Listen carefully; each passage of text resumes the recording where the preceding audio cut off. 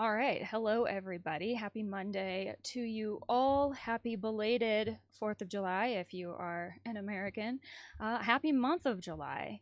It's hard to believe that we are already sitting in July. I feel like I am still digesting things that happened in January and February. But here we are, the show must go on.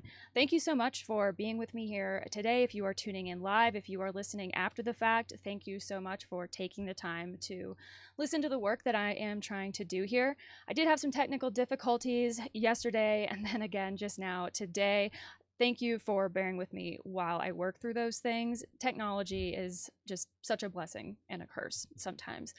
But let's not dilly-dally over the introduction too much. If this is the first time that you are tuning in and you're wondering what this is, the Newsroom Analysis is a monthly live stream that I've been doing since the beginning of the year, where I pull from the headlines that I get delivered to my inbox every single week, every single day. I have news alerts set up for the various topics of interest that I have, things that I'm researching, people that I like to keep an eye on. And then at the end of every month, I collect all of the notable headlines and we sit and we go through them here together. And I think that it's a really good way to create an archive of past events and the trajectory of things, how things have really played out, because that can get muddled over time. Historical narratives can get changed and morph a bit to reflect current attitudes, and we know how it goes. So from that point of view, I think that this is a worthwhile endeavor. And then also it helps me, and I like to think it helps any of you who are interested in being a part of what I am doing, just kind of keep up to speed with what is currently happening with these various organizations and individuals. I mean, it feels like since 2020 on, this new decade that we're in is all about the truth and bringing the truth to light. So things are happening at lightning speed.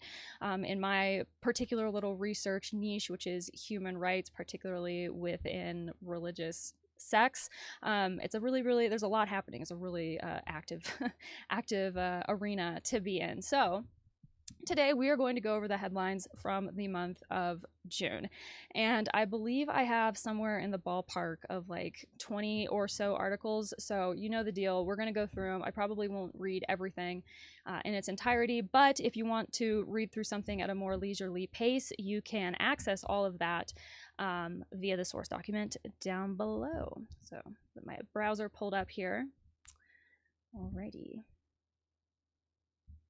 I also, as I'm getting set up here, I have some links below me on your screen that are for my social media and my creative endeavor over on Substack that is very new, and also my virtual tip jar, my Buy Me a Coffee account. So make use of those if you want to, and also feel free to let me know if you are tuning in live, where you're tuning in from, how your past month has been, how your summer is going. I hope everyone's having a really good summer.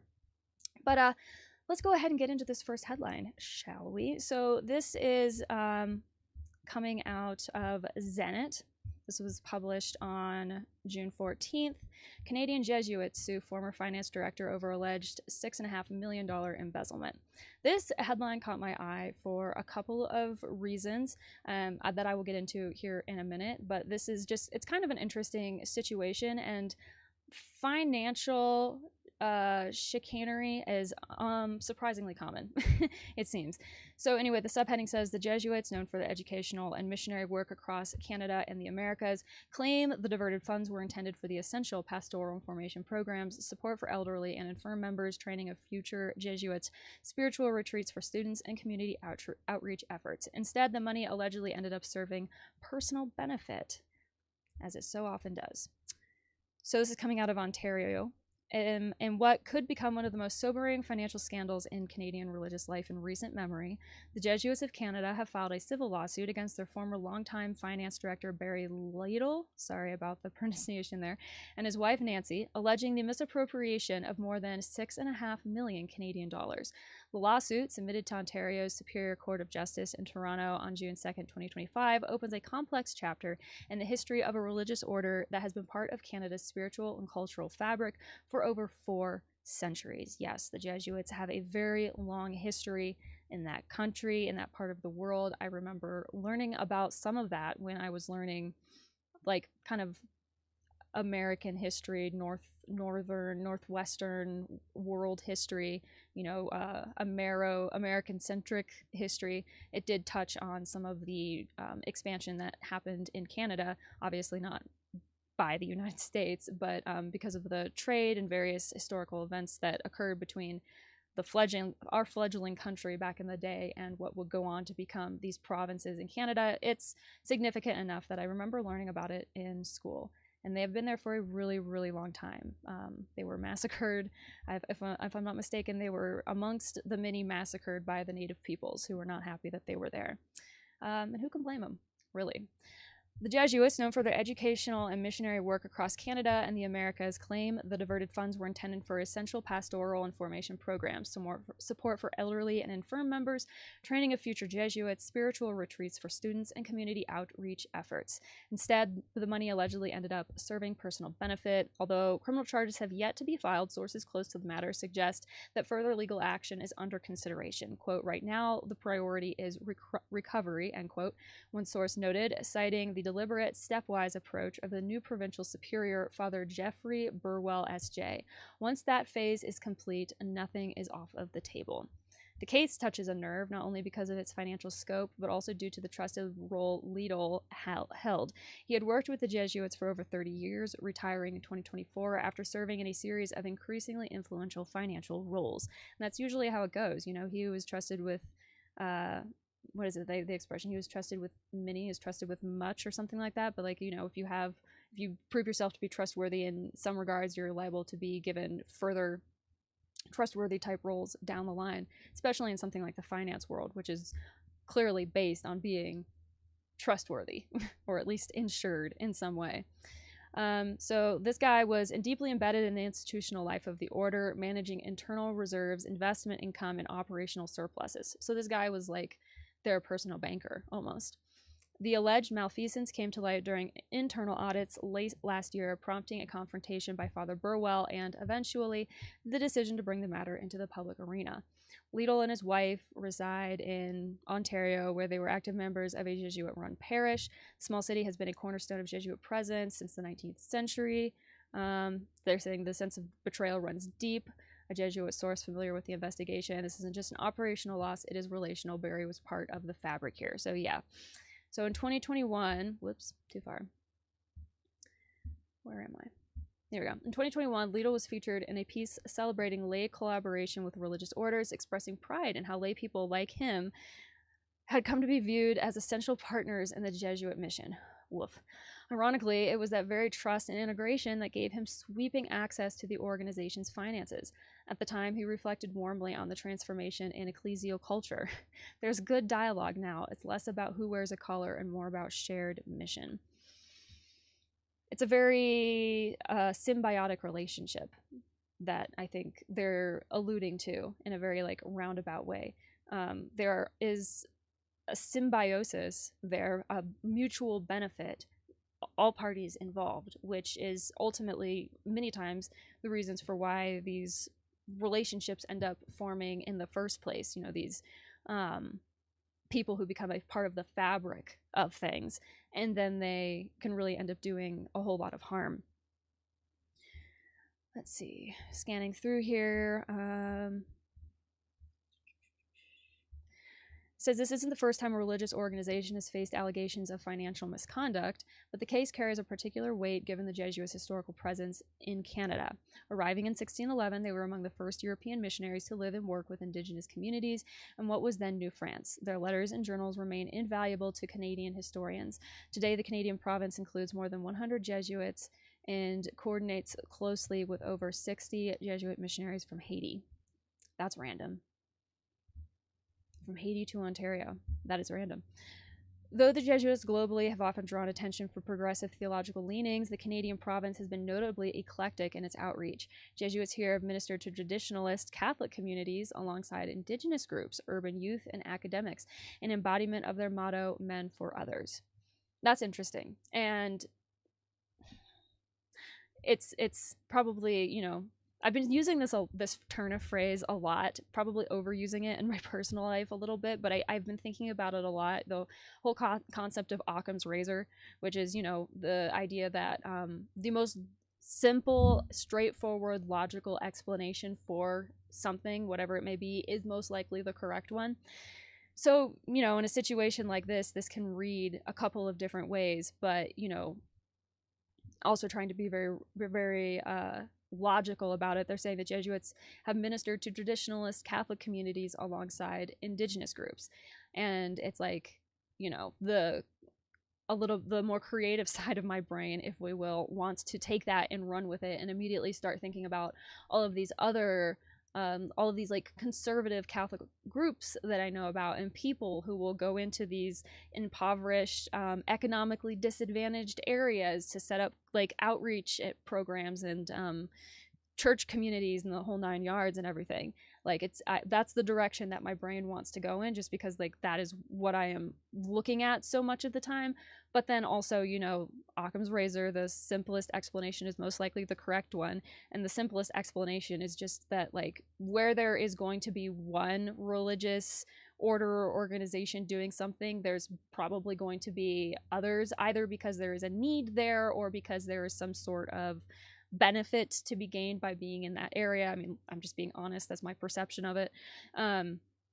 So, it's probably not so surprising that there are other Catholic communities within this province, and that the Jesuits are working alongside other organizations and stuff. It's just kind of par for course, but my brain does like to take it in the other way as well. So, oh no, there's a problem with my internet connection. So this is from Animal Politico, a really awesome news site. They've been releasing some fantastic coverage of the things that have been playing out with Opus Dei in Mexico, and I think they've also had a few pieces talking about the situation in Argentina as well, with the 43 former members of Opus Dei, which, if you're a newcomer here and you're like, Opus Dei, what is that? I have an entire catalog library of content that you can go and sift through that will get you caught up to speed. But it's a Catholic organization, one of many, and one that I keep an eye on. But anyway, they've done coverage on Opus Dei, and here they are presenting some coverage on the Legionaries of Christ. And I wanted to read this because it's recent, it's current, it's interesting, and sadly, it's unsurprising. Whoops, what just happened? Now it's saying, you have a virus. I really don't. Let me pop my screen off here so I can get this fixed. Let's see.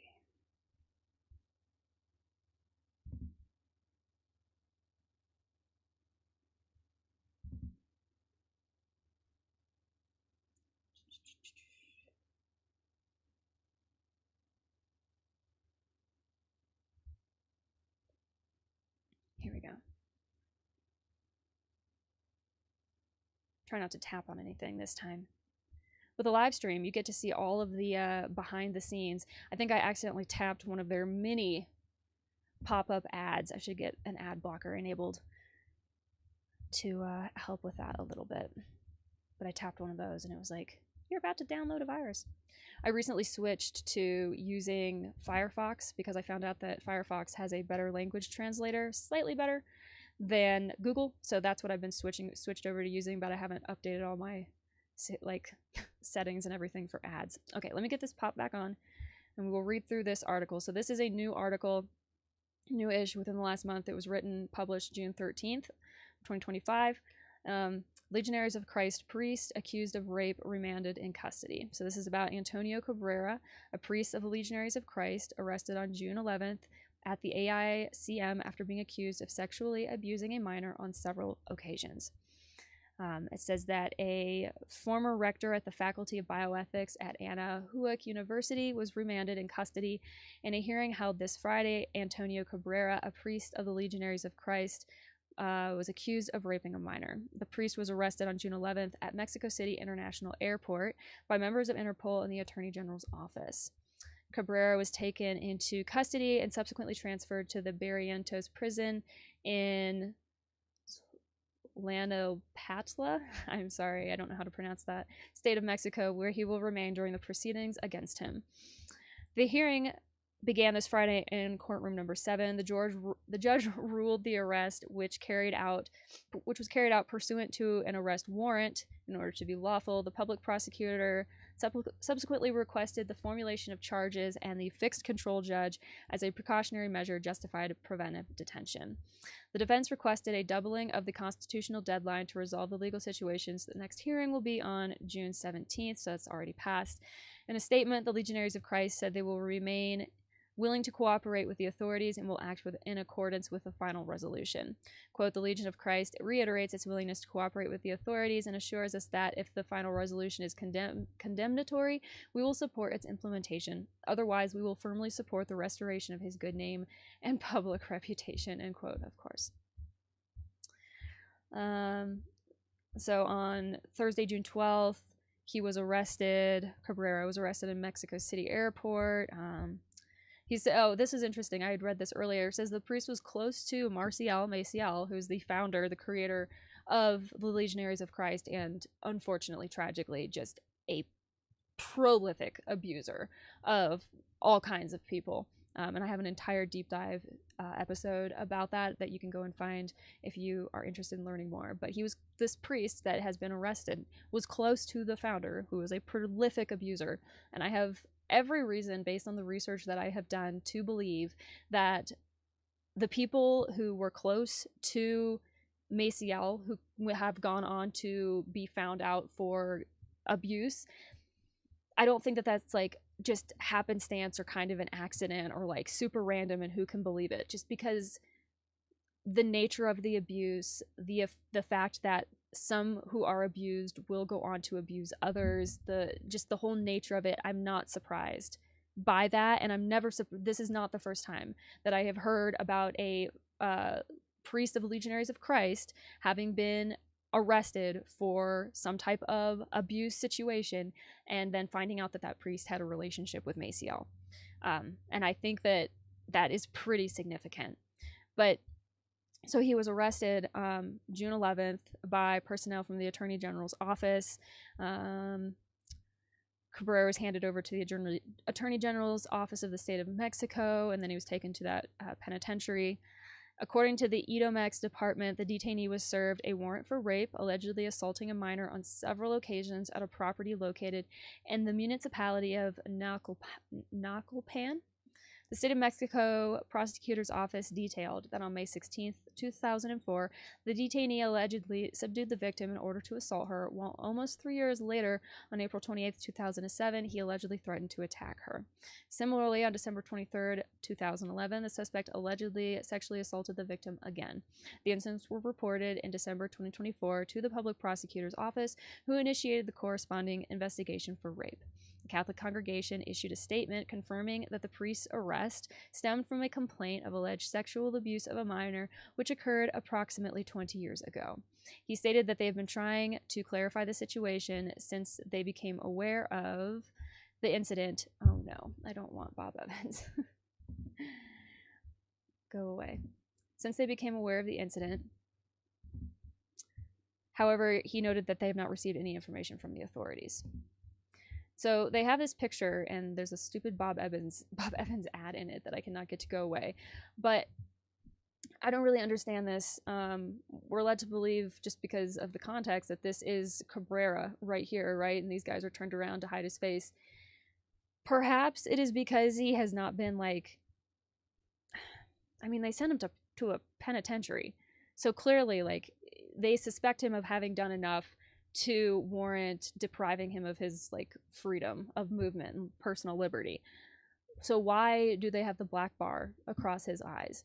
I have done that occasionally in like thumbnails of my videos to just kind of be a dramatic, or like if I want to put like a word across the black bar just to like identify that person as like what I think of them.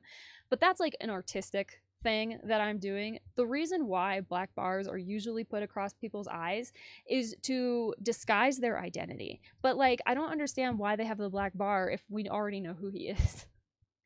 Strange. If you have any insight into that, let me know, because I had that thought when I originally saw this article. earlier this past month. So this guy, Cabrera, was a priest of Legionaries of Christ and director of the Faculty of Bioethics at Anahuac University. He was director of the Faculty of Bioethics. Ethics are in the name, and yet he was doing this kind of thing. You really cannot make it up. But he was there at that university from 2012 to 2021, and during that same period, he served as director of the Medicine and Ethics Journal at the faculties of bioethics and health sciences at the same university. I mean, I guess, look, you can work anywhere and have any job title. I guess it does not mean that you necessarily personally support, believe, or have like any kind of connection to the thing that you are representing. In 2012, he became the director of the Anahuac Center for Strategic Development in Bioethics. He holds a degree in theology. He's well educated. He has a PhD, all this education and everything, and yet it didn't do any good in this situation. It makes me so sad. Especially because, like I said earlier up in this article, it mentions that he was close to Marcial Maciel, so then that opens up the question in my mind of like potential abuse against this person. Like, there's a human being in all of this, and as like satisfying as it is when somebody, you know, gets found out for something like this, as satisfying as it is to like grab the pitchforks and, you know, call for them to be hanged, there is a human being in all of that too, which is a really uncomfortable thing to have to contend with. I know people don't like thinking about it. You don't want to think about the human being behind these types of acts, but the fact of the matter is it's so important in this particular case because of the type of abuse that we're talking about, because of the fact that so much of the time, you know, this type of thing doesn't happen in a vacuum. There are reasons why people develop these proclivities. There are reasons why they are able to act on them. And there are reasons why when they do and someone tries to speak out about it, they hit so many roadblocks. Like, there are all of these different, it's a very, very nuanced, complex subject. And I was instantly reminded of that reading this article when I saw that they mention Maciel. And it's like, Maciel, he's been dead for quite some time now. I don't remember exactly when he passed away, but it's been quite some time in the past. And yet still to this day, his legacy of abuse is continuing to have an impact on people who probably weren't even alive during the same time as Maciel, children who are being preyed upon by people who were groomed, I would say, at least in part, groomed by this man. It's really, really sad. It's really complex. My heart goes out to the souls of all of the people involved, and I hope that there is justice for his victim, and any other victims that he might have, because that is so important. And at the end of the day, you know, the humanity of it all aside or not, when there is a crime that has been committed and somebody has been hurt, there needs to be some type of an acknowledgement of that, some type of justice. So anyway, I am going to check on the chat real quick because I have not done that yet. See how things are going. I'm also going to drink some water.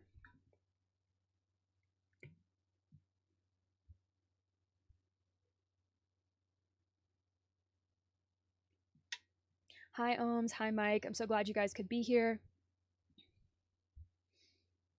Yeah, I've been doing, back to the search engine thing really quick. I've been doing not a lot of research, but enough because it's been so consistently annoying trying to deal with Google Translate and the Chrome Translate plugin thing that you can install to your browser. It's not good. I don't like it. I've never liked it. It doesn't give a good translation. It messes up tenses and gender and for languages like Spanish, when you're translating from Spanish to English, getting that stuff accurate is really important if you want to be able to understand what you're reading. And Firefox is not perfect. I'm sure if you're sitting here and like reading along with me, you're noticing places like in this Animal Politico article where the translation's not flawless, but it is significantly better. And I honestly have never used Firefox before, but I am liking it for this so far. Typically, before now, I've been using a browser called Brave, and I like it a lot. It's what I've been using for years, but I couldn't get the Firefox plugin on Brave, so I had to switch over. So anyway, now we're on Firefox, and it's not so bad. Mike said, gotta love when they get arrested at an airport. It's as if he knew they were coming and attempted to flee. Yeah. These people, it's not as if these people are never as surprised by being found out and being held accountable for it as everybody else is that the person did the thing that they did in the first place, which I think is interesting. There's a general unwillingness in us to acknowledge that people are so evil, I think.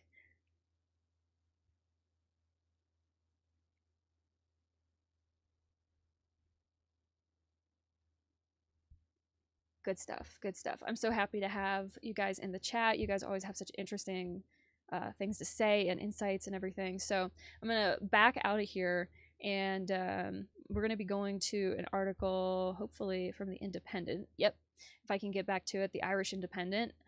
So there was a book that came out in the month of June. I am still waiting to get my copy. Hopefully I'll have it in hand within the next couple of weeks.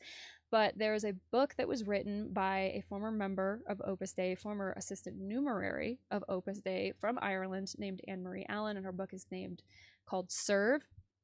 And it's about her years in the organization, what she experienced, and how she came out of it on the other side.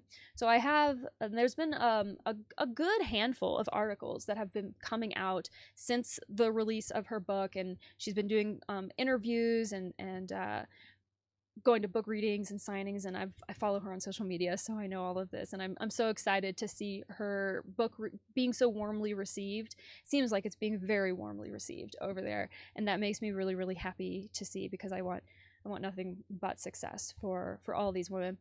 But I have two of them pulled up here from the Irish Independent, and both of them are behind a firewall. But what I have screenshots from Anne-Marie. She was kind enough to share some of the media because I don't have a way to get behind the firewall, and she sent me basically screenshots of the article. So I'm going to see if I can get these pulled up, and then we'll kind of like pick our way through them. If you have the ability to want to support good journalism, by all means, you can find these two articles linked down below. So let's see. But I wanted to at least mention the fact that these articles were being published and read some of the things that are being written, just because, like I said, I think it's really, really important to do so.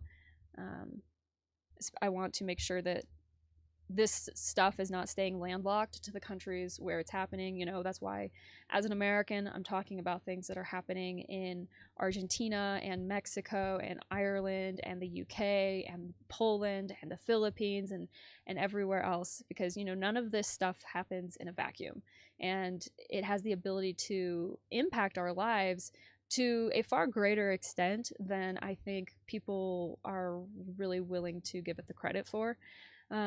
And part of what I think has permitted Opus Dei to, if you're speaking specifically about Opus Dei, but I should broaden that and apply it more to most organizations, have depended on the fact that the world is very big and there is a lot of information coming out all the time, because we live in a 24-hour news cycle, and if information is being published in one country in one language, it very often will not make it to the Western world in English. And so I think a lot of the time these organizations have depended on that fact, and depended on the 24-hour news cycle to kind of bury negative press. And another reason to do what I am doing is to try to drag this stuff more out into the mainstream so that more people know about it, so that people can't say that they never knew or had never heard about it, and maybe so that these organizations can be a little bit less successful in the future, which would be cool. People can maybe be a bit more discerning before they commit to something. Okay, so let me see if I can get this pulled up, because these are like pictures on my desktop instead of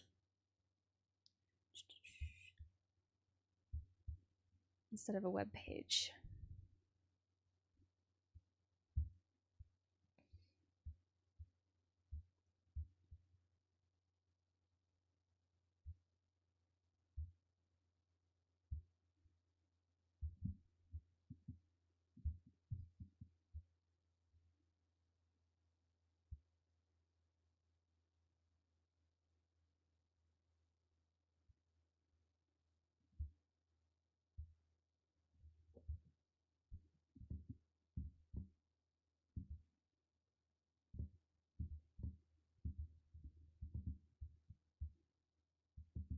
Trying to see if it will. It's picking up my mouse, but it's not picking up the picture, which is really interesting.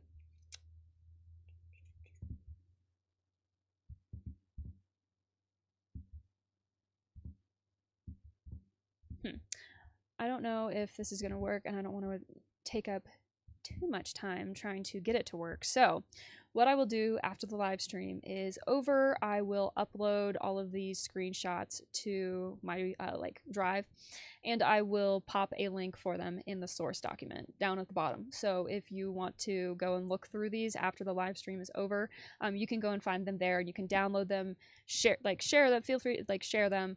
I think that's just what I'm going to have to do, because I cannot get my software to recognize my other window that I'm trying to open. It's probably me. It's probably not the software's fault. I'm learning new things all the time. But anyway, so there was this article. This was published Friday, June 13th. I'll just read out the headlines and the sub-headlines, and maybe what little bit I can make out, and then we'll move on. But the headline is "My Life in Opus Dei." Quote, "She put her hand into the bag, pulling out a metal chain. It looked like something you would put on an animal." And an extract from her new book, Serve, Cork woman Anne-Marie Allen shares harrowing details of her 7 years under the control of Opus Dei in Ireland. Not long after she was recruited at age 15, Anne-Marie was taken on a trip to Rome, where she signed vows to become an assistant numerary. It would change the course of her life for years to come. And Anne-Marie has shared bits and pieces of her story, although I am sure her book is going to be much more detailed, but she's shared bits and pieces of her experience in Opus Dei in the Financial Times coverage that has come out over the last few years about Opus Dei in Ireland and in the UK. And she's also done quite a few of podcast interviews and stuff, and I have one here that I saved in the source document down below, where she talks about this book specifically and answers some kind of just general questions about it. So if you are interested in learning more about her experience and what she went through, and maybe you don't want to order the book just yet, I would highly recommend searching out some of the media that is out there about her and the other Irish former assistant numeraries who spoke out 2023. It was early 2023 when that happened. And they have not shut up since, and all power to them. So there's that headline, and then there was this one as well. They did some really beautiful pictures of Anne-Marie that I really, really like them a lot. Unfortunately, you can't see them all behind the paywall here, but if you look at the screenshots later on, they did some really, really nice photos with Anne-Marie, and these women have been put through so much, and were treated as such a convenient afterthought, that seeing them now living their lives and having families and wearing beautiful dresses and taking nice photos and drinking wine with their friends, it makes me so incredibly happy to see that, because that proves that there is a life after all of that mess and pain. And seeing Anne-Marie so vibrantly stepping forward after everything that she's gone through is just, it's wonderful to see. It warms my heart and makes me so happy. But in this other Irish Independent article, the headline says, "I'm justifiably, unapologetically angry. Angry that Opus Dei exists, a relic of cruelty with no place in this world." Lured by the promise of a catering course, Anne Marie Allen was recruited into the secretive Catholic organization at 15. She spent the next 7 years as a domestic slave, living a life of self-mortification and servitude. Here, she talks about what really went on behind closed doors and the trauma and shame she was left with. And apparently, says in the first line of this article, the author Tanya Sweeney writes, "Anne Marie Allen is showing me exactly where on her upper thigh she would wear her sillis, a metal chain with sharp spikes on the links, for 2 hours every day. The higher up and tighter she wore it, the better." And I know that there are former assistant numeraries who have spoken out who say that they still have scarring on their bodies from wearing these mortification devices. It's really, it makes my stomach churn. I'm going to close out a couple of these articles so that I can kind of stay in better control of what's going on, close out the ones that we've already read. Let's see.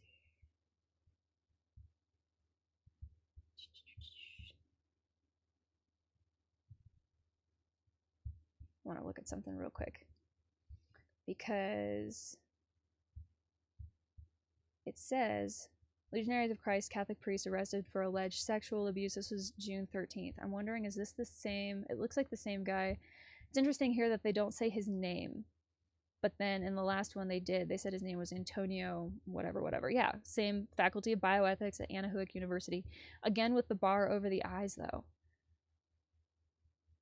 And I think because of the way this was set up, when I originally saved it, I thought it was talking about somebody else, because I saw the last article from Animal Politico first, where they address the guy by name and list his, like, you know, professional background, history, and all that.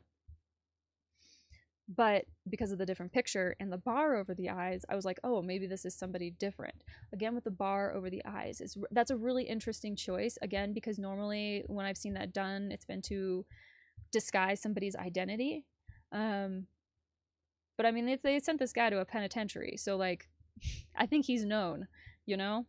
And I just think that's really interesting. I want to look at the chat real quick and see if does anyone understand?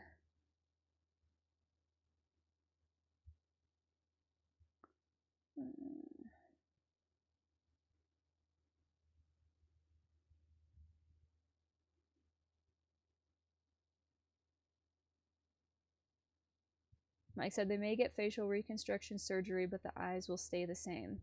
It's crazy what people can do to rehab their, like, reputation and everything that has happened to them. Frank McAvoy said, "I read a book on Opus Dei 20 years ago. Opus Dei in that book seemed harmless to me. It had its disciplines, but there was nothing negative I would remember if it had." It's really, really difficult to have to come to terms with the fact that your experience with something might not have been as common as you thought, or it was not the standard across the board like you thought that it was. And I think that you see people, you know, Frank, I have a lot of sympathy for you, and a lot of sympathy for how you are probably feeling, because I have been there myself, not with Opus Dei or the Legionaries of Christ, but just with religion in general, with the Catholic Church in particular, and the Catholic Church's teaching, having to, or the Catholic Church's history, having to come to terms with things that have happened to people, real, actual events, atrocities, horrible crimes against humanity that were committed, and having to come to terms with that and decide what I am going to do now that I have that information is very, very difficult. And for anybody who may be watching this, and Frank, you say you're not an Opus Dei member, it wouldn't matter if you were or you weren't to me, but for anybody who is, and, like, maybe you are having very complicated feelings because you're kind of going through some cognitive dissonance, maybe you're learning about some hard truths for the first time about something that you really, really cared about, please know that I know that that is not easy. I know that it is very difficult. I understand why people so often have negative reactions or like get angry when they're confronted with stuff like this, because it's very, very upsetting. And it's not, I mean, this isn't good news by any stretch of the imagination. So I just want to mention that I understand and that I see all of that.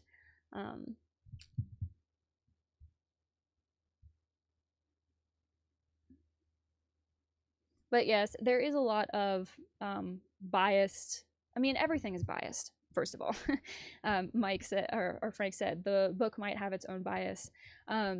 Everything has a bias. Everyone has a bias. I'm never going to sit here and say I am presenting an unbiased perspective on these events or these people or whatever it is that I'm talking about, because that would be an incredibly brain dead thing for me to say, because there's absolutely no way to come into something as a human being. We're not computers. We can't come into something without biases, past experiences, all of these other like environmental inputs impacting how we perceive and engage with information.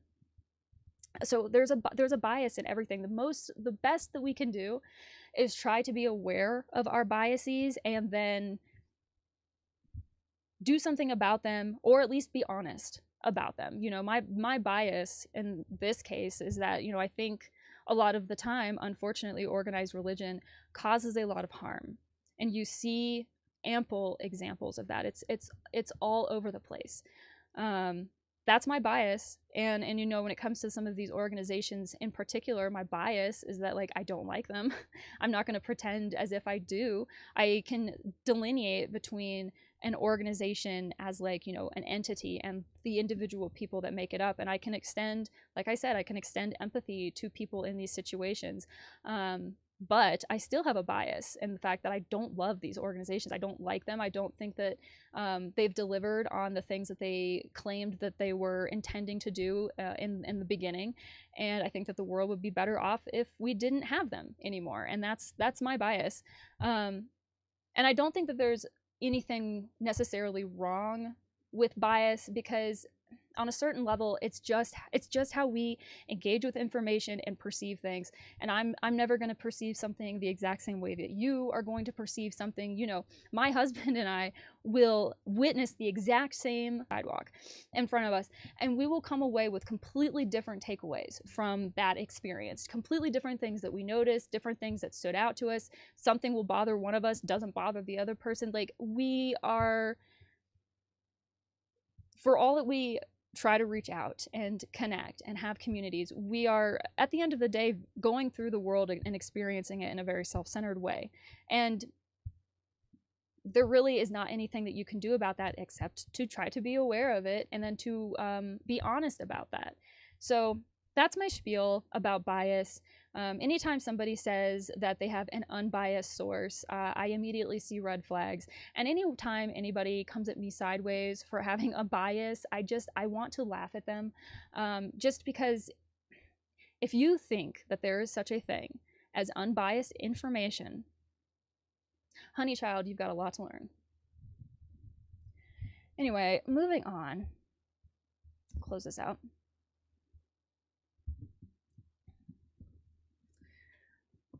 So this is a news article from La Vanguardia, Sociedad, translated.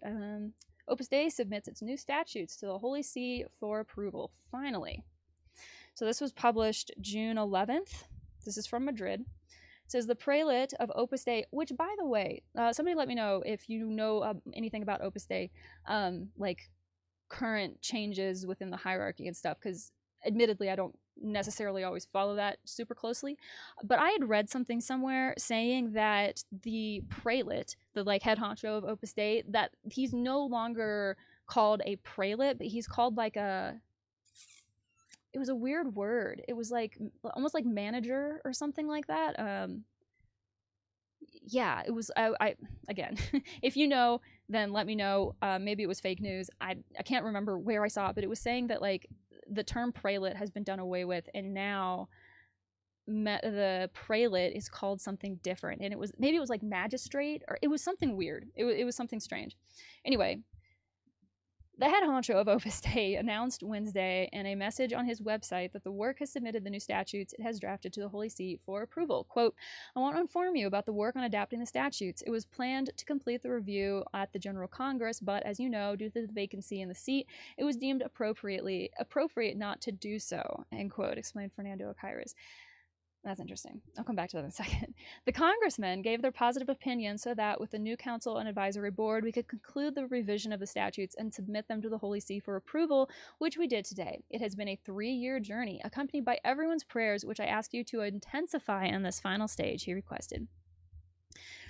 So, blah, blah, blah, new statutes. It says that, yes, in August 2023, Pope Francis signed a motu proprio declaring Opus Dei an association of clergy, urging the organization founded by Jose Maria Escrivá de Balaguer to promote new statutes. The Pope indicated the personal prelature is assimilated to public clerical associations of the pontifical right with the power to incarnate clergy, and that the prelate acts as, there it is, moderator, endowed with the faculties of the ordinary. Regarding the laity, Francis noted that they can dedicate themselves to the apostolic works of the personal prelature, but the form of this organic cooperation and the principal duties and rights related to it will be conveniently determined in the statutes, which the work is reforming at the express request of Francis, and which it seeks to align also with the charisma received from the founder, since the interpretation of the new canons would suggest that they would have to depend on the diocese in which they reside. Yes. So, they're not saying it here, but I know this because I am a frequent reader on Opus Dei Exposed and Opus Libris. The big question with these statutes, well, one of the big ones, maybe the biggest, it's the one that I've been seeing discussed the most, has centered around non-religious people's status within Opus Dei. So as it says here, where was it? So the Pope, so I think they mean Pope Francis, indicated that the personal prelature, which Opus Dei is a personal prelature, which is a special type of religious organization that answers only to the Pope. It's a whole thing. Go Google it. But he said that it's assimilated to public clerical associations of pontifical right with the power to incarnate clergy, meaning that they can have priests, basically. But the role of lay people, non-religious people, is a lot less clear. And according to a canon law, which I cannot remember off the top of my head, it's like canon 200 and something, lay persons are just not prohibited, but like it's not within the way canon law is written for lay people to be under the authority of a religious organization like this when they are not religious members themselves. You know, people in Opus Dei, that's the big thing about Opus Dei, is that like the members don't take vows, right? They make promises, and they're not, you know, they're supposed to be ordinary people living in the world and all this other stuff. So they're very clearly, per Jose Maria Escriva's like whole vision for everything, very clearly not religious, which would preclude them from being under the authority of Opus Dei. It would mean that they would answer to be under the authority of whatever the bishop for the like archdiocese, they'd be with it under the authority of the archdiocese, whatever archdiocese they happen to be in, which is, if you don't know, an archdiocese is like a region, basically, and there are many, many archdioceses, and every single archdiocese has a bishop and people who run it, and it's basically just like breaking the church up into like manageable units. You know, you have the Archdiocese of New Orleans and the Archdiocese of Indianapolis and so on and so forth. Anyway, the people would be under the archdiocese, not under Opus Dei, and so Opus Dei would have no authority over those people's lives. You know, they could not enforce any type of anything. They would have, and people would be able to participate if they want to, and sort of like be a part of things. But the language that I have seen has basically said that there's no way for them to actually be like members, actual members, which has been the language really up until now. And so them having to change that is potentially a really big deal. And what I wanted to circle back to up here a little bit a minute ago, because I thought this was really funny, it says that they were working on them, but then they quit working on them. Where was this? Yes. So they were working on them and they were supposed to do the review at the General Congress, which they were all headed to, when Pope Francis kicked the can.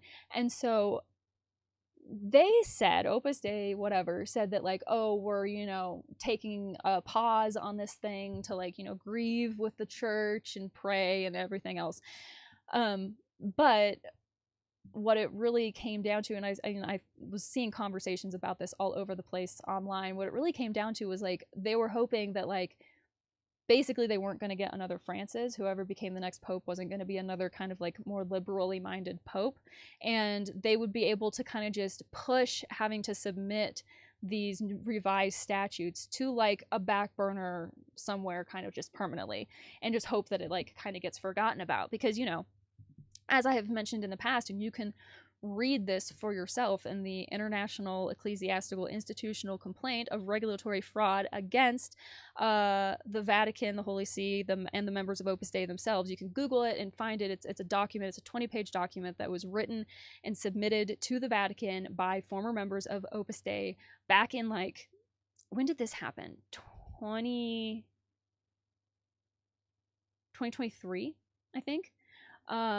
You can go and read it. And in that document, towards the end of it, they talk about how, Opus Dei the plan has always been to cede without conceding with the intention of recovering. That's the exact language that is used, meaning that they were waiting, have been waiting for this pope that they had then, or that, so, any pope they have currently or a future one, to pass away, to die, essentially, so that they can try to reclaim what Jose Maria Escriva envisioned for the organization, which was to carry out this re-Christianization of the entire world. And that re-Christianization is, of course, not what you would consider sort of maybe the more mainstream Christian, like, peace and love, Jesus vibe. It's a very, very specific slant on what it means to be a Christian, or I should say what it means to be a Catholic. So there's a whole lot of stuff that is tied up into this, and it's been really, really interesting to see them kind of coming to terms with the fact that they were not going to be able to just push this off to, infinitum whenever. They were going to have to actually deal with it, and yeah, here they are. Here they are dealing with it. So it'll be really interesting to see.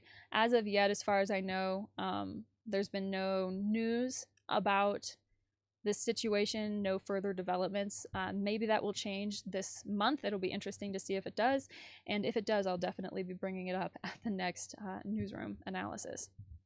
So, but I wanted to mention that just because for the membership piece of it, this situation is important.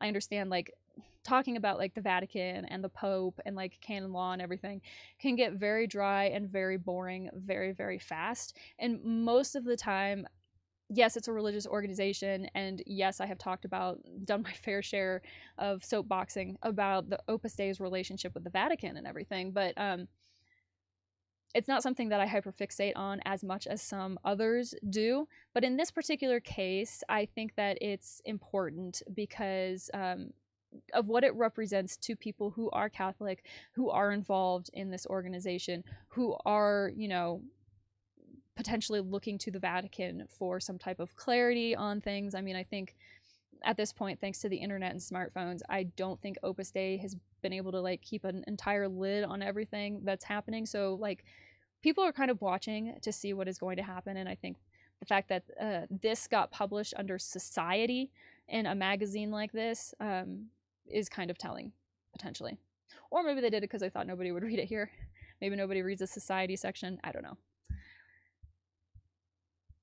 So here's another Irish Independent article, a fantastic article. Again, we'll just read what of it we can, but then I'll have those screenshots linked, and you'll be able to pull them up. The Real Handmaid's Tale, a woman's story of a life of drudgery inside Opus Dei. Anne-Marie Allen dreamed of being a chef and was lured into the powerful Catholic institution with broken promises at the age of just 15. Breaking free from its clutches was no easy task. Her new book, Serve, details her 7 years of neglect, coercion, and fear inside the organization. So this was written, published Wednesday, June 11th, 2025, by Sarah MacDonald. And I'll just read this first little bit here. It says, Anne-Marie Allen's coming-of-age memoir, Serve, My Lost Years at the Heart of Opus Dei, documents her almost 7 years from the age of 15 in the secretive Catholic movement. She lifts the veil on the domestic servitude which young Irish girls like her were lured into with the promise of a vocational training that never materialized.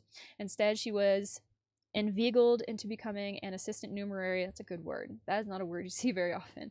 Into becoming an assistant numerary, the lowest rank in Opus Dei's hierarchical and classist structures. And I'm sure if you know anything about this organization, I don't have to tell you that it was all downhill from there. Luckily not forever, though. And she has reclaimed her life and found success and found her voice. And that is the main thing. If you want to purchase her book, you can purchase it from sellers in the UK. I was able to do it on Amazon by going over to like my account information. It had like a little flag, basically like an American flag drop down thing, and I was able to tap that and select the UK, and I searched for her book that way and was able to find it and order it to my address in the United States. It was kind of interesting. I'd never done it before. If you want to buy a copy of her book, I have it linked on my website, which is down in the description, over on the mix of what's my tab called? It's like a mix of truth and propaganda on my website. I have her book in there. So if you would like to, and it's like linked to Amazon. So if you would like to buy it there, you can. And it is a referral code. So if you do, then I get a small kickback at no cost to you. Shoo. Drink some water, look at the chat.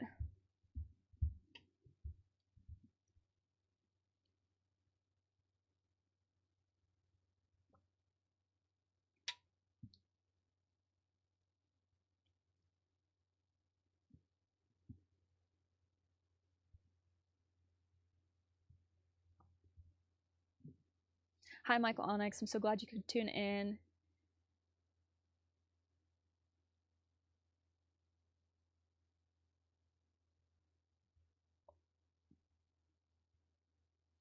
Oh, wow. Alabaster said, Catholic priests are on food stamps in my area. Those just got canceled. It is really, really sad. This is like a sidebar, but it is to me, and it's always been kind of sad to see the quality of life that a lot of priests have. I mean, it's not a glamorous life for a lot of these people. I think that a lot of people become priests for very like altruistic good reasons. But I've talked to people who were studying in the seminary, for example, studying to become a priest or something like that, about what it's like, the environment in these seminaries, the fact that, you know, you take vows of poverty, chastity, and obedience, so like you have nothing, and that places you, this is interesting, and I've heard this from more than just one person, that places you at risk of being kind of snapped up by organizations like this one on my screen right now, who need people to, you know, further their mission and everything.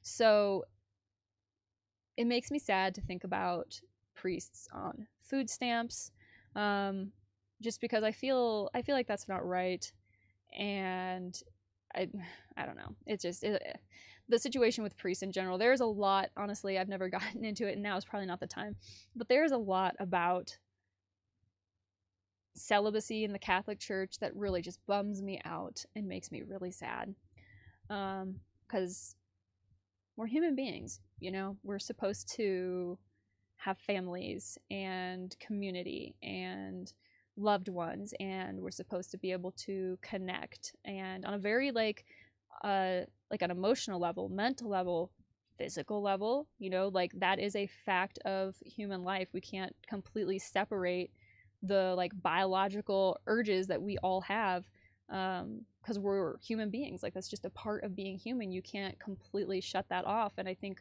when you try to do that, or when you think that you can just control it through willpower, you end up potentially creating an environment for some very disordered stuff to happen. So anyway, that's sad to see and to hear about. And I hope that if there are people who are on food stamps, Catholic priests or otherwise, I mean, I just hope that communities start coming together. I do think you're seeing that more, but like we really have got to take care of each other, because nobody's coming to bail us out. So we're on our own. So anyway, this is an article from Info Vaticana. Opus Dei denies the storm while drowning, which is a pretty strong headline. So this is the current head honcho, Fernando. And this was written, published June 14th. Says, the scene is as grotesque as it is predictable. Opus Dei is having its foundations reformed under the pretext of ad charisma tuendum. Its dicastery has been changed. Its bishop has been removed. It has been required to reform its statutes for 2 years. And now that they have finally submitted a proposal to the Pope, they are publishing a question and answer article as if they were talking about changing the lyrics of the work's hymn.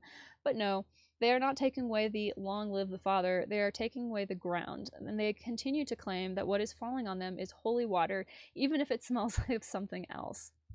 In this statement, updated on June 11th, Opus Dei responds with the classic, monotonous and self-indulgent voice to questions that no one has asked them. Quote, is it true that they have given us an ultimatum? No way. We have only presented the new statutes after 2 years, a vacant see, and a new pope, because we like the synodal and participatory process, which is word salad.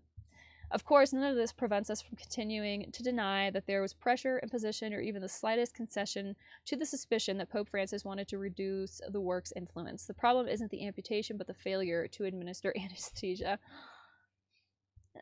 In April, an ordinary Congress was convened, which, due to the Pope's death, ended up being a little Congress to renew offices and bless decisions already made by others. They tried to score a goal against Rome, and Leo summoned them on his first day in office, reminding them that they owed him some statutes. The prelate, by the way, met with Leo XIV and, according to the note, informed him of the state of the work. We can imagine the scene, the Pope nodding gravely while looking at the pages, and the prelate trying to convey enthusiasm for something that everyone knows is nothing more than the last chapter of a carefully concealed surrender. Quote, nothing is happening, we just changed the legal framework and the spirit, end quote. One of the gems of this text is the way it attempts to explain that the legal framework does not affect the lives of the faithful. Of course, because we all know that when an institution loses its original structure, changes dicastery, its head is denied episcopal rank, and is required to adopt new statutes drafted under outside supervision, what doesn't change is the essentials. That is, they move your house, they fire you from your job, they assign you a legal guardian, and they tell you it's not a big deal that you're still you. And if you're not convinced, you've misunderstood charisma. Of course, the text clarifies that the changes will not be made public until the Pope approves them. That is, we won't know what has been negotiated, compromised, or amended until there's nothing left to discuss. Transparency a la carte, or rather a la Romana.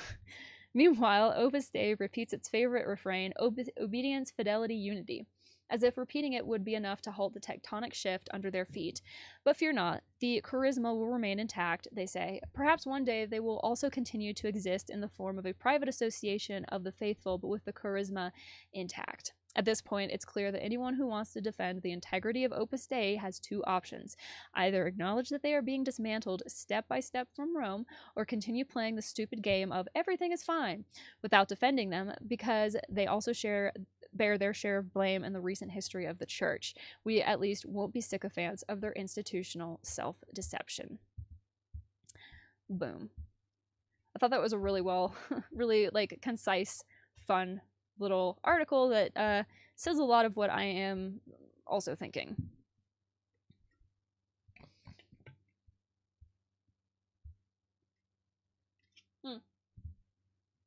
So this is one of the interviews. I linked it in the source document if you would like to listen to it. Although Anne-Marie has done other interviews through RTE Radio 1. But it says that Anne-Marie Allen talks about her experiences with Opus Dei as a young woman in the late 1970s. Her biography, Serve, tells the story of her path from initially joining a training course to becoming an assistant numerary. Anne-Marie describes how immersing herself in education allowed her to thrive in her life after Opus Dei. It's pretty good. I listened to it. It's not very long, about less than an hour, I think. So give it a listen if you would like. So I did manage to find an article without a paywall about this book, and so I think it has a lot of the same quotes and information that would have been in the Independent Irish articles, so we will read through this. So the headline is, this was published Wednesday, June 18th, Silence, Chains, and Whips, Irish Woman Alleges Disturbing Regime Inside Opus Dei, Ireland. It's written by Martin Osborne. While Opus Dei has never been a dedicated center in Kildare, they have full apology in advance if I mispronounce any of these Irish proper nouns. I think Irish Gaelic is beautiful. I think the history of Ireland, the culture is just so vibrant and fantastic. I'm going to be fully honest, I can't read Gaelic, and I probably am mispronouncing a lot, so full apologies in advance. But so anyway, they're in Ireland. They have had temporary or episodic involvement in the area through pastoral work in this Kildare. A woman says she was recruited into Ireland's Opus Dei under false pretenses at age 15 in the 1970s. What she thought was a catering course became, she alleges, 7 years of unpaid labor, religious control, and psychological harm. Anne-Marie Allen is speaking publicly for the first time about what she calls a disturbing world of mortification, manipulation, and a deeply gendered form of religious coercion. While Opus Dei has never had a dedicated center, they already said that, we were approached by people in this organization, that were very well presented, that knew exactly what they were doing. We were made promises, attending a good course that would give me a good job at the end of the day and good qualifications. That's not what it turned out to be. The recruitment started that first evening. That night, these are quotes, I believe, from her book, I would think, but anyway, quotes attributed to Anne-Marie. Quote, that night, the recruitment started. They started to tell us about Opus Dei, the founder, what it was about. It was only a matter of months, really, until I actually joined as an assistant numerary. We were targeted to be recruited as assistant numeraries, a lower grade in Opus Dei. They provided free domestic service, catering, laundry, hospitality. I was told that I had a vocation as big as a house. You were called at 6:30 in the morning, went to prayer, and you started work at about 8 o'clock. You worked all day, maybe got home at 9 p.m., half 9. That was 7 days a week. There were silent periods as well. You were under supervision all of the time, and you were to be obedient to the directors of Opus Dei and to serve them. It was all about service and servitude. When asked by KFM if Opus Dei controlled women, Ms. Allen said, oh, absolutely. They're looking for people that will join Opus Dei, celibate members, young girls that were impressionable, maybe that were idealistic, good workers. We were there for domestic servitude, and that was our role for our lives, our celibate lives. So yeah, that's 100% correct. During her time with Opus Dei, Ms. Allen said self-mortification was not encouraged, but forced. Quote, mortification encompassed a load of different things on a daily basis, but two of the main things, wearing a chain and using a whip on a Sunday, a load of links with the barbs turned in. You tied it to your leg for 2 hours a day. And then you had a whip that you hit yourself with on the back every Saturday, and sometimes that could be increased if you were doubting your vocation. It also involved sleeping on the floor and sleeping without a pillow. I see it as a form of self-harm. It wasn't encouraged. I was told to do it. I was shouting at the television. She was punished for this, and she talks about this in the Financial Times article as well. I was shouting at the television, and I was using some unparliamentary language. I got a thing called a fraternal correction, a severe fraternal correction afterwards, that I hadn't behaved like a saint, that I had behaved like an animal. You couldn't say, look, that's ridiculous, so you just had to say, thank you. Once you leave Opus Dei, you're not mentioned. You're treated as if you're dead. I was told not to get in contact. Ms. Allen has met with others who left the religious group. She said some people worked with Opus Dei as recently as 2000, with some women spending over 50 years working for the group. We found each other within the last few years. It's been a magnificent experience to see how they have survived, really, and how they've overcome the trauma. Thousands of women, like myself, who left Opus Dei, left without pension payments, left without money or savings or qualifications, she said. These people in particular need to be compensated for the time that they gave to Opus Dei, and that their lives should be made comfortable. KFM reached out to Opus Dei. A spokesperson said they would be interested in a discussion with Ms. Allen. When asked if that is something she would consider, Ms. Allen said, absolutely not. No, I won't. And to any teen girl approached today, run. Run the other way and go home to your parents as quickly as possible. In a statement to KFM, Opus Dei said they have long offered spiritual formation activities to young people to inspire them to practice Christian virtues, holy cow, sorry, to help them become women and men of integrity who contribute to society by living out the Christian message in their daily lives. They said, we always seek to ensure parental involvement, blah, blah, blah. They're very sad by everything that's happened, of course. Many of these accounts do not accord with those of long-standing members. Of course not. No true Scotsman's fallacy. We're very sorry. That is good, but probably, I don't know if that's... Saying sorry is a good place to start. Says, however, so let's see. Says, nonetheless, it is clear that Anne-Marie has been deeply affected, which she attributes to her time with us, and that we are profoundly sorry. We've repeated publicly said that we want to listen and learn from individuals' testimonies. What does that mean? What does that mean? Yes, you have said that so many times, but what does that actually mean? I don't see you organizing any type of meaningful anything, and an email address for people to send their complaints to is not enough, does not count. I am sorry, not sorry. That is just a sham. And they remain open and blah blah blah blah blah. Yes, what does it mean? And what are you actually doing to put that into practice? Or are you just saying it? All right, let's switch gears. Let's talk about somebody else. So this is somebody interesting. I can't recall if I've mentioned him in past live streams or not. If I haven't, then this is a good introduction, and if I had, then forgive me for repeating myself. But I became aware of this guy, Italo Marsili is the way that I pronounce his name. I'm probably putting the emphasis on the wrong syllable, but he is Brazilian and reported to be a member of Opus Dei. He is some sort of mental health personality, and he has these like self-help programs that people can do in Brazil that I guess are apparently very, very popular with certain sectors of people there. The way that I would describe him based off of my like kind of just preliminary understanding is he's kind of like a Brazilian Jordan Peterson, but maybe less well educated, if you can imagine it.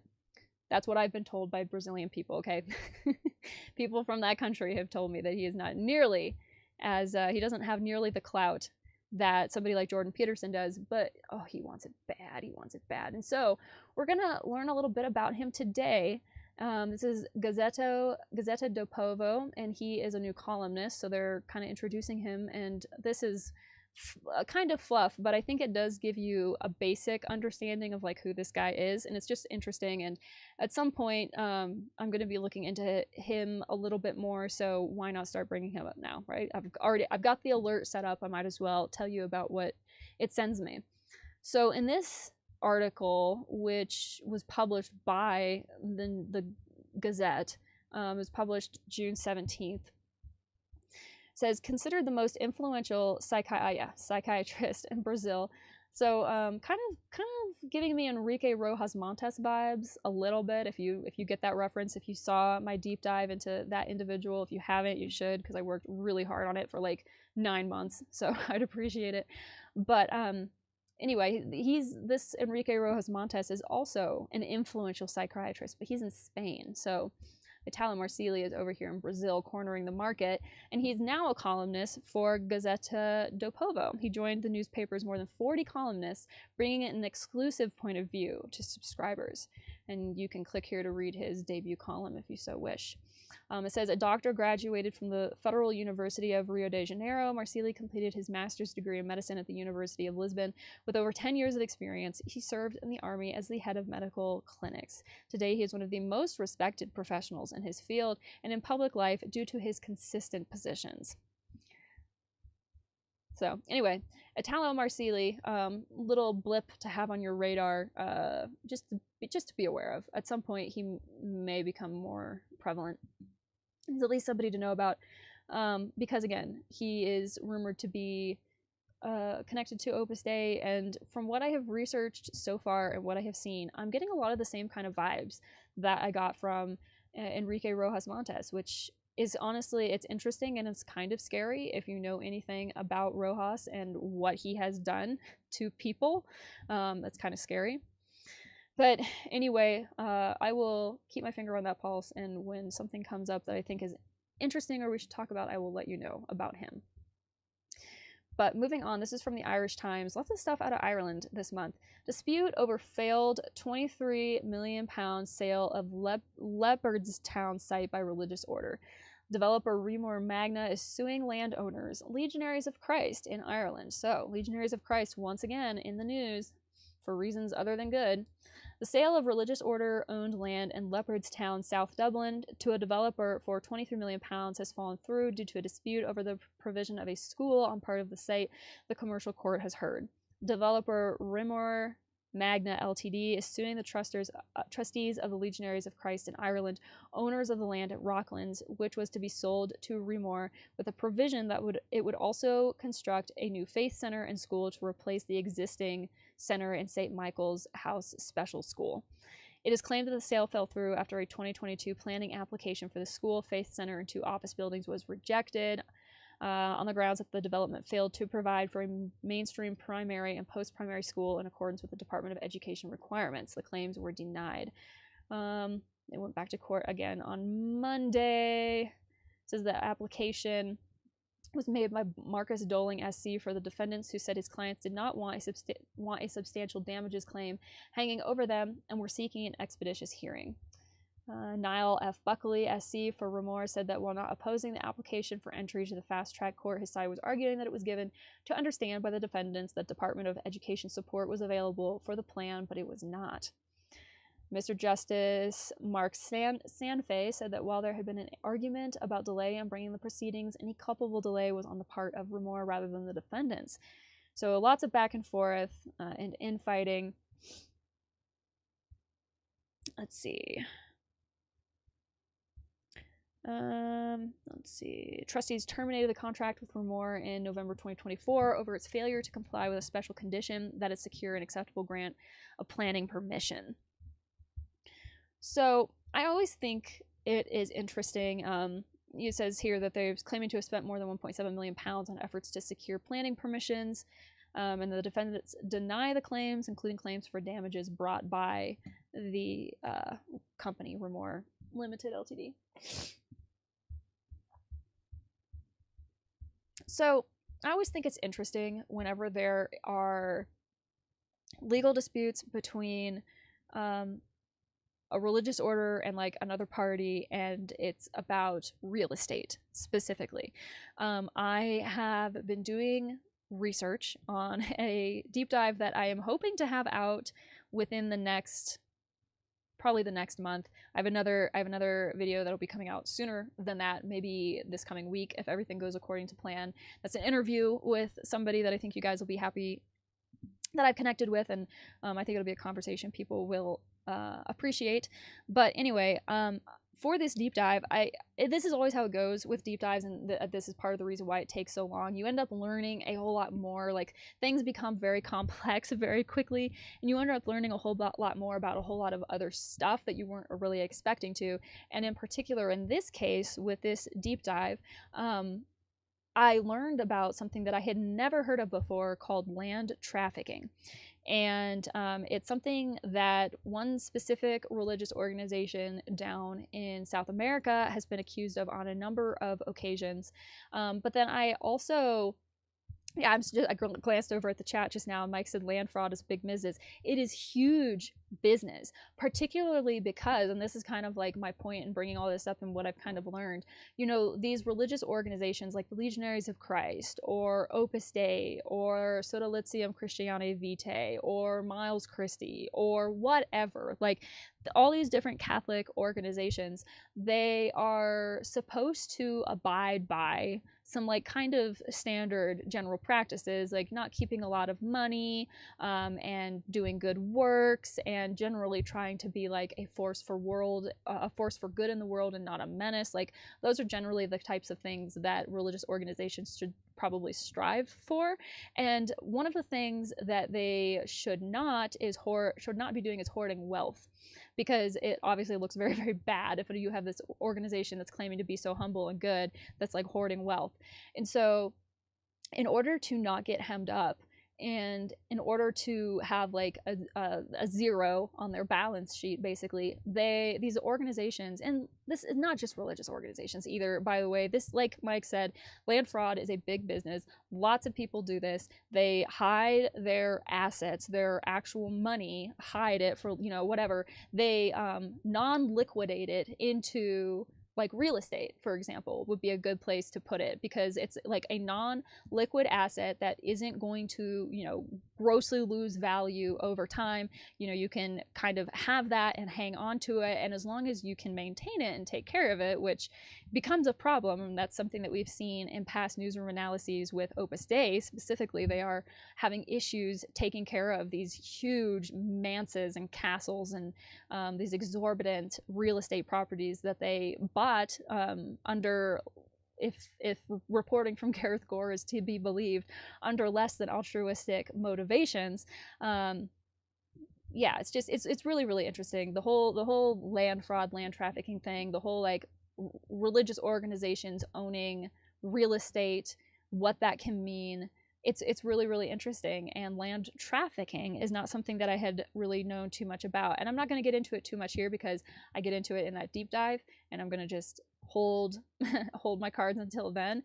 But if you're interested in looking into it, I highly recommend it. I don't know how common it is here in the United States. There are probably types of land trafficking that happen, but it's probably a little bit different. But places like Peru, for example, or other South American countries too. I read a research paper that was about Brazil or something. Countries down there have had a real problem with land trafficking. So anyway, it's very, very interesting. I'm learning new stuff all the time, and that's why I enjoy sharing it with you guys, because then I feel like I get to pass that on to somebody else, and it's just like some little tidbit of information. And like, you know, don't take that and just like run with it. If you're interested, do some more research and like educate yourself a little bit more about it, because all this stuff is really interesting. And there's so much to know. So, for example, there's this article. This is published June 21st, 2025 by Salvatore Cernuzio. Pope urges church to foster a culture that does not tolerate abuse. This is from bishopaccountability.org. This is coming from a Vatican News article out of Peru. It says Pope Leo sends a message on the occasion of a Peruvian theater performance honoring investigative journalist Paolo Ugaz and calls for a culture that does not tolerate any kind of abuse in the church and for the defense of press freedom. He praises journalists who expose abuse, stating that silencing them threatens democracy and undermines the gospel's call for justice and truth, which is what I've been saying. I guess even a broken clock can be right twice a day. In a message against all forms of abuse, Pope Leo has called for a cultural transformation within the Catholic Church.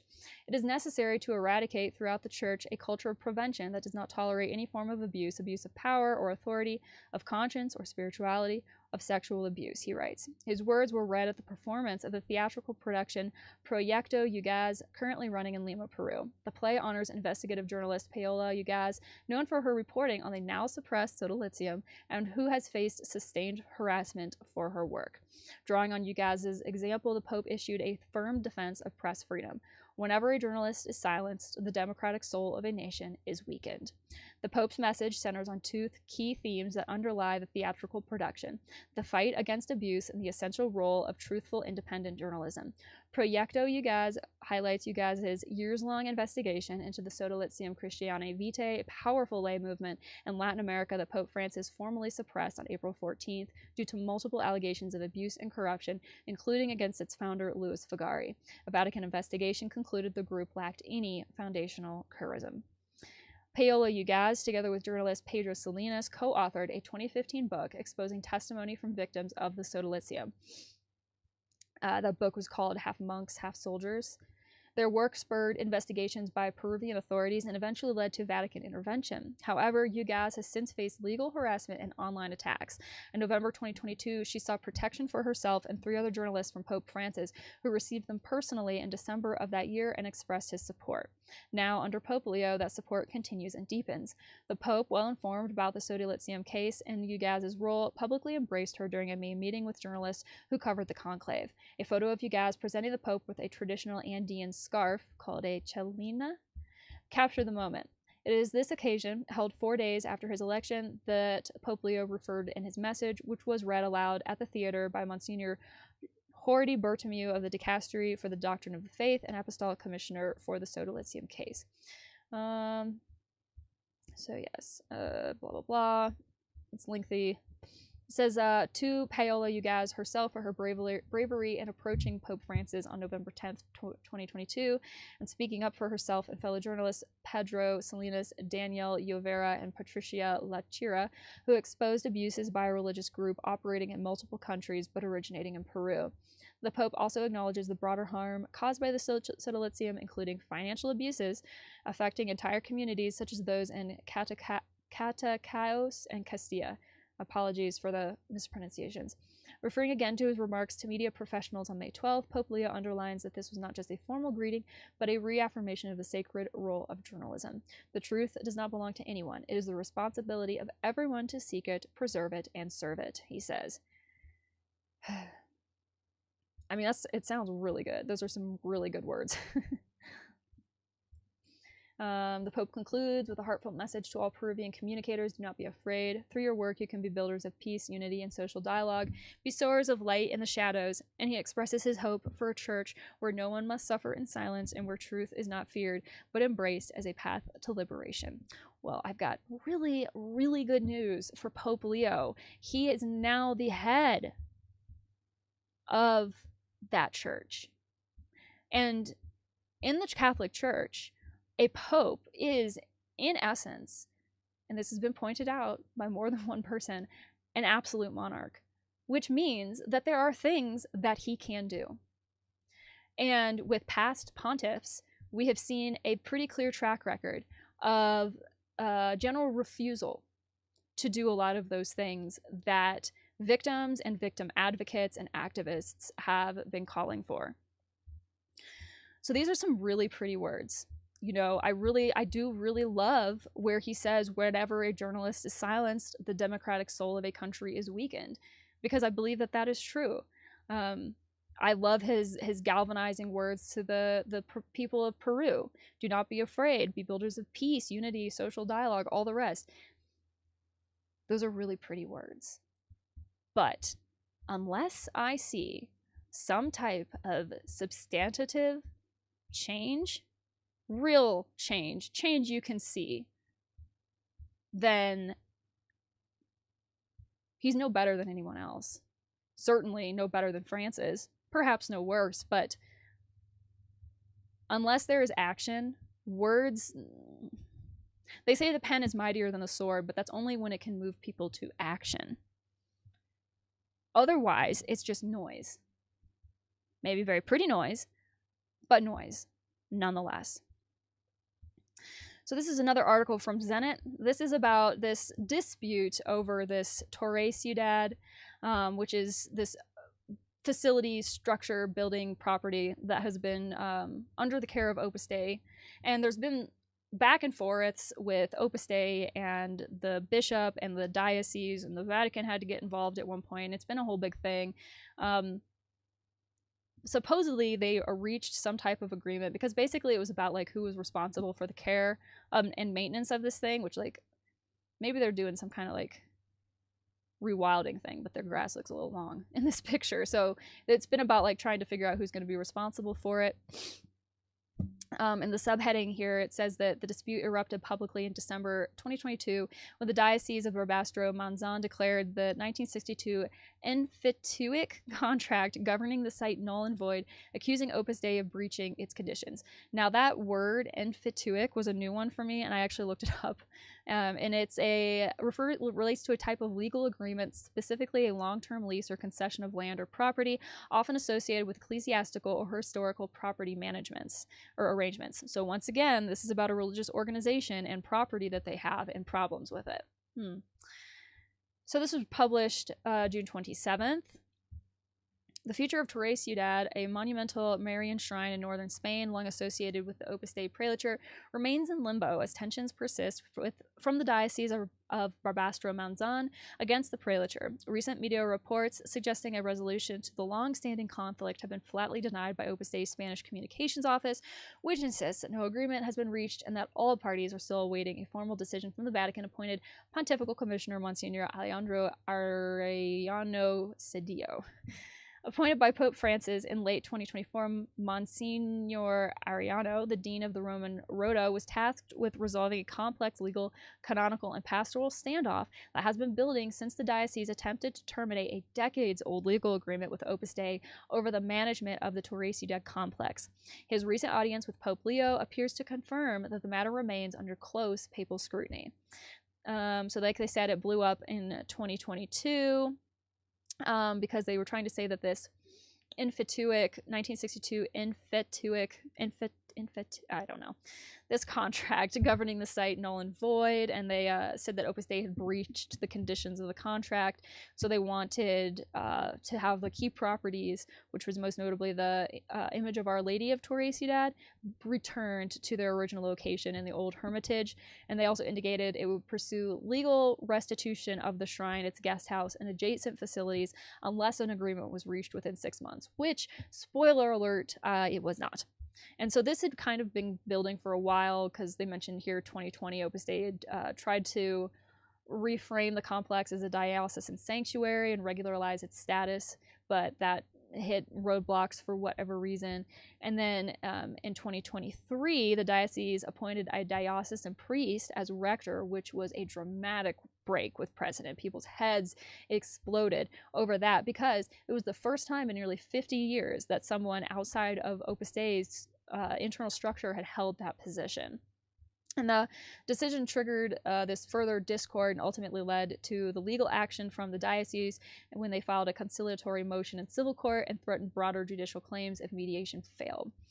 It says a speculation mounted in late June 2025 regarding a supposed compromise, reportedly including a joint system for appointing the shrine's rector and relocating the Marian image for certain feasts. Opus Dei moved swiftly to quash the rumors. We are still awaiting the resolution to be proposed by the Pontifical Commissioner, the prelature emphasized, signaling that no formal settlement has yet emerged from the Vatican. The diocese has remained publicly silent in recent days. However, Bishop Angel Perez Puello made waves earlier this year with a pointed remark during an interview, quote, "No institution, however numerous, prominent, or influential, can claim ownership over popular devotion," end quote. The statement was widely interpreted as a direct rebuke of Opus Dei's historical stewardship of Torre Ciudad, a shrine whose modern form was inspired and promoted by the Opus Dei founder, Jose Maria Escriva. This latest chapter in the Torre Ciudad saga underscores broader questions about ecclesial governance, property rights, and the interpretation of canon law in a post-Francis church. While the sanctuary prepares to mark the 50th anniversary of its construction, its legal and spiritual future remains in the hands of Rome. So this situation, watching it unfold since 2020, 2022, it's been moving at a glacial pace, and it has not been very exciting to watch unfold, to be perfectly honest. Not to me, anyway. Maybe if you're really into like real estate and real estate law or something like maybe that, I don't know. So you will be forgiven for not really knowing a whole lot about this and not being in the loop with where things are at. I also, admittedly, have kind of not talked about this a whole lot just because, again, it is so incredibly boring. But in essence, it really is about this like tug of war over this complex here between Opus Dei and the archdiocese there in Spain. And it's been very dramatic and like I said, very, very drawn out. And who knows what the end result will be. But I think that this quote attributed to that bishop is funny. "No institution, however numerous, prominent, or influential, can claim ownership over popular devotion." And it's funny, and I think that everyone was right in assuming that that was directed at Opus Dei, because Opus Dei has famously done that. Opus Dei, well, I should say, Jose Maria Escriva, and he seems to have passed this trait down throughout the organization structure. He really loves like claiming certain devotions, popular devotion, like a Marian devotion, for example, as like his special thing, or like Opus Dei's special thing. And like there are even Marian apparitions, rumors of Marian apparitions that are attributed to Jose Maria Escriva. Like I was reading, I think it was on Opus Dei Exposed, somebody was talking about how in their country, which is not America, their family was involved in Opus Dei, and they were never really a fan of it growing up, and so, you know, they got to see a lot of the like issues and inconsistencies and things that didn't make sense very clearly, because they weren't bought into it while the rest of their family, or at least their parents, were.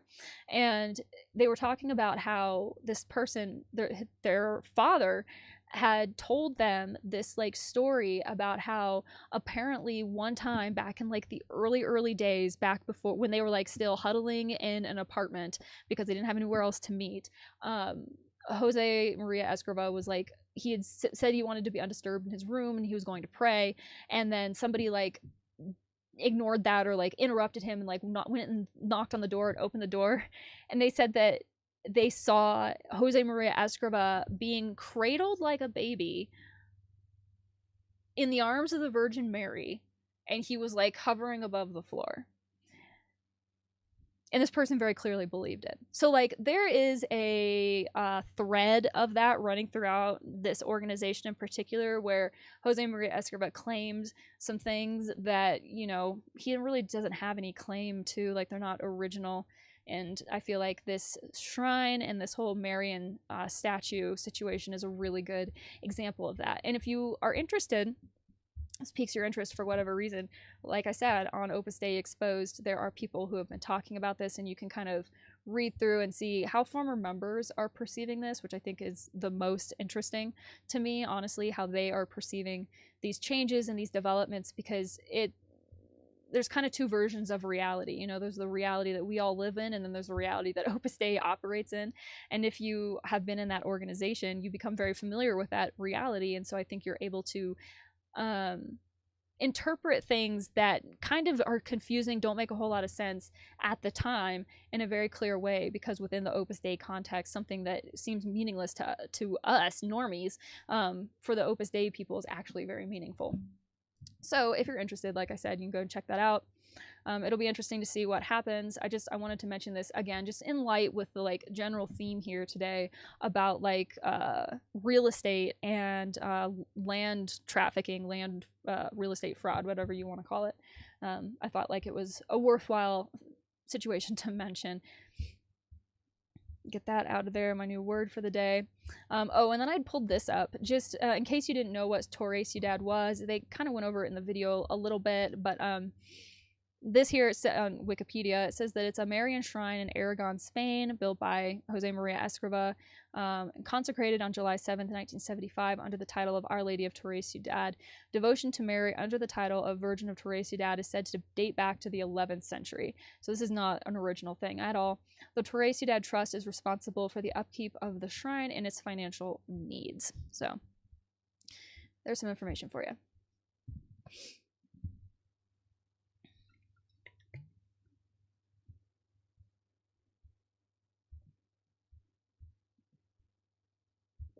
Looking through the chat.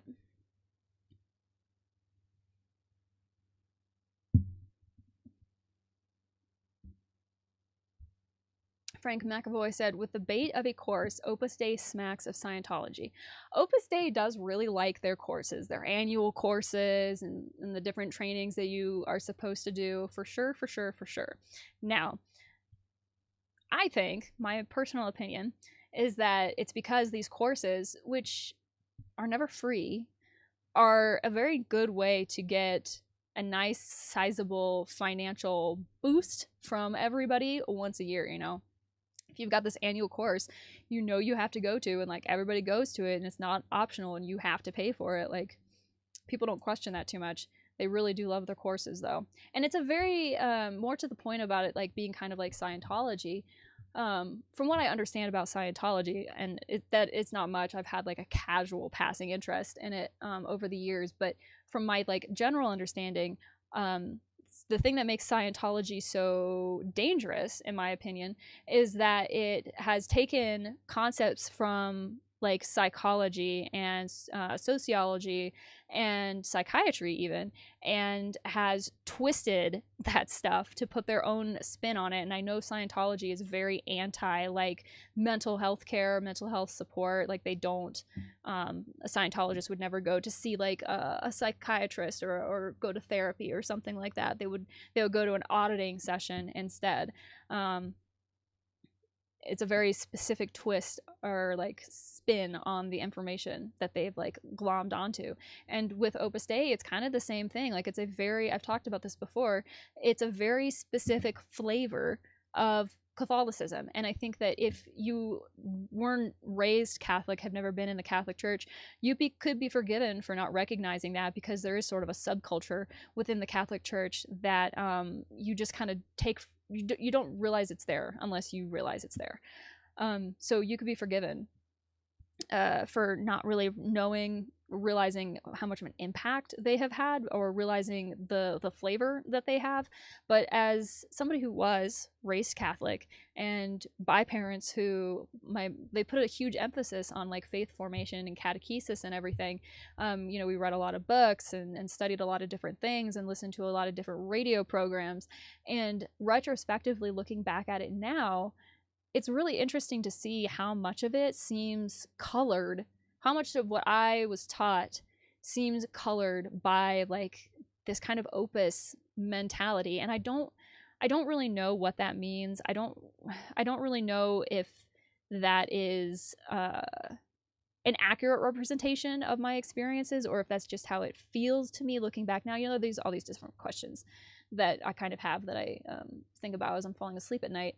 And one of them has been like to the extent to which an organization like Opus Dei can have an impact on people who are completely disconnected from the organization. And I think what I have started to really appreciate is how great that impact can be to people who are not in these organizations, have no connection to the organizations, who are not religious themselves. Like, learning about some of the things that Enrique Rojas Montes has done, who is a very prominent Spanish Opus Dei supernumerary, it kind of opened my eyes a little bit in that respect. And yeah, it's interesting.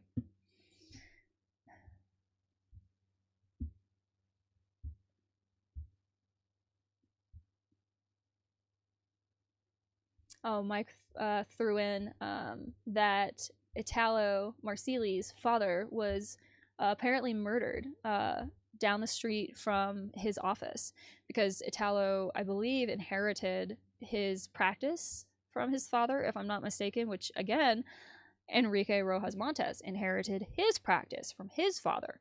And Rojas's father was a legitimate professional, like a legitimate doctor, but the same, unfortunately, cannot quite be said of his son, and it seems the same could not be said of Italo Marsili.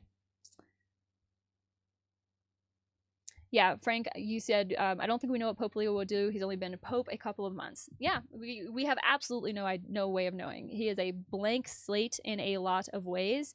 And I would be happy to have anything that I said earlier proven wrong. I'd be thrilled, honestly. I would never be so happy to be wrong in my life than for this pope to completely just change the course, the trajectory of everything, and like take it in a much more positive direction. Because I do think he has the ability to do that if he so chooses. I would love to see that happen, truly. But it is early. It's hard to say what's going to happen.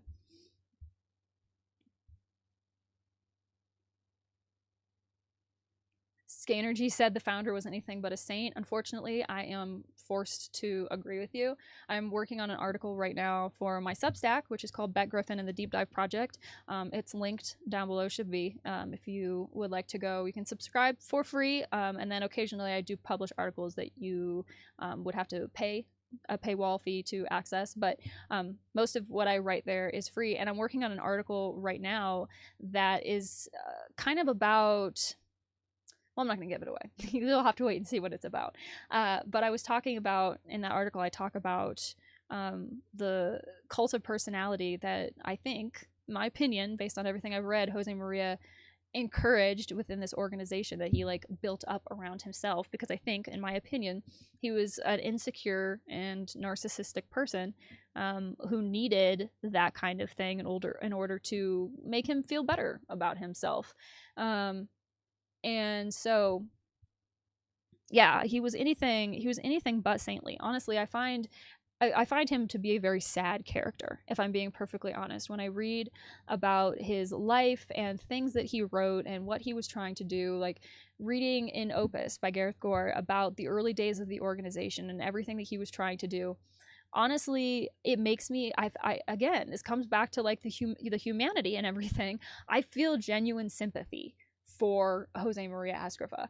I think that he was a deeply flawed and complex and potentially mentally ill person who would have benefited a lot from just a different life experience, honestly. But he ended up in that part of the world at that point in history, and you know, the rest has played out as it has. But seeing people refer to him as this like very saintly person, and his like feast day or whatever is in the month of June, so I was seeing all kinds of fluff from Opus Dei about his her saint day or feast day or whatever, anniversary, whatever it is in June that they celebrate for Jose Maria Escriva.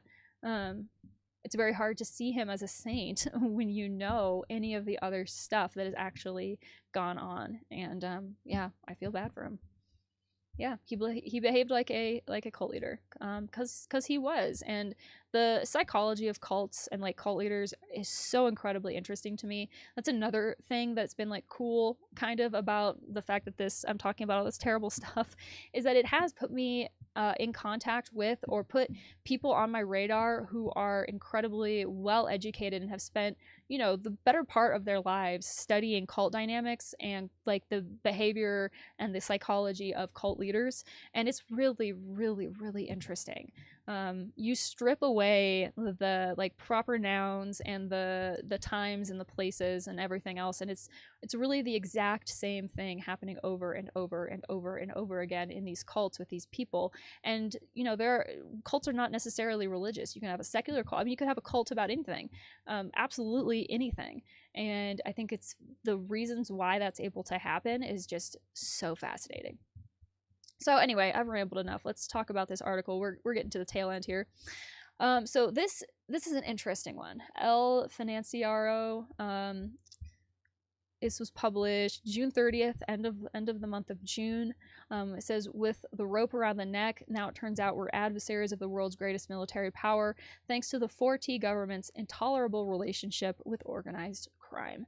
So this is a really interesting article, and I've mentioned in the past that I like reading news media about the United States that is not from the United States, just because I think it's interesting, it's illuminating, and it's important to take into consideration the perspectives of the people who are observing the country that I am living in. Because again, none of us exist in a vacuum.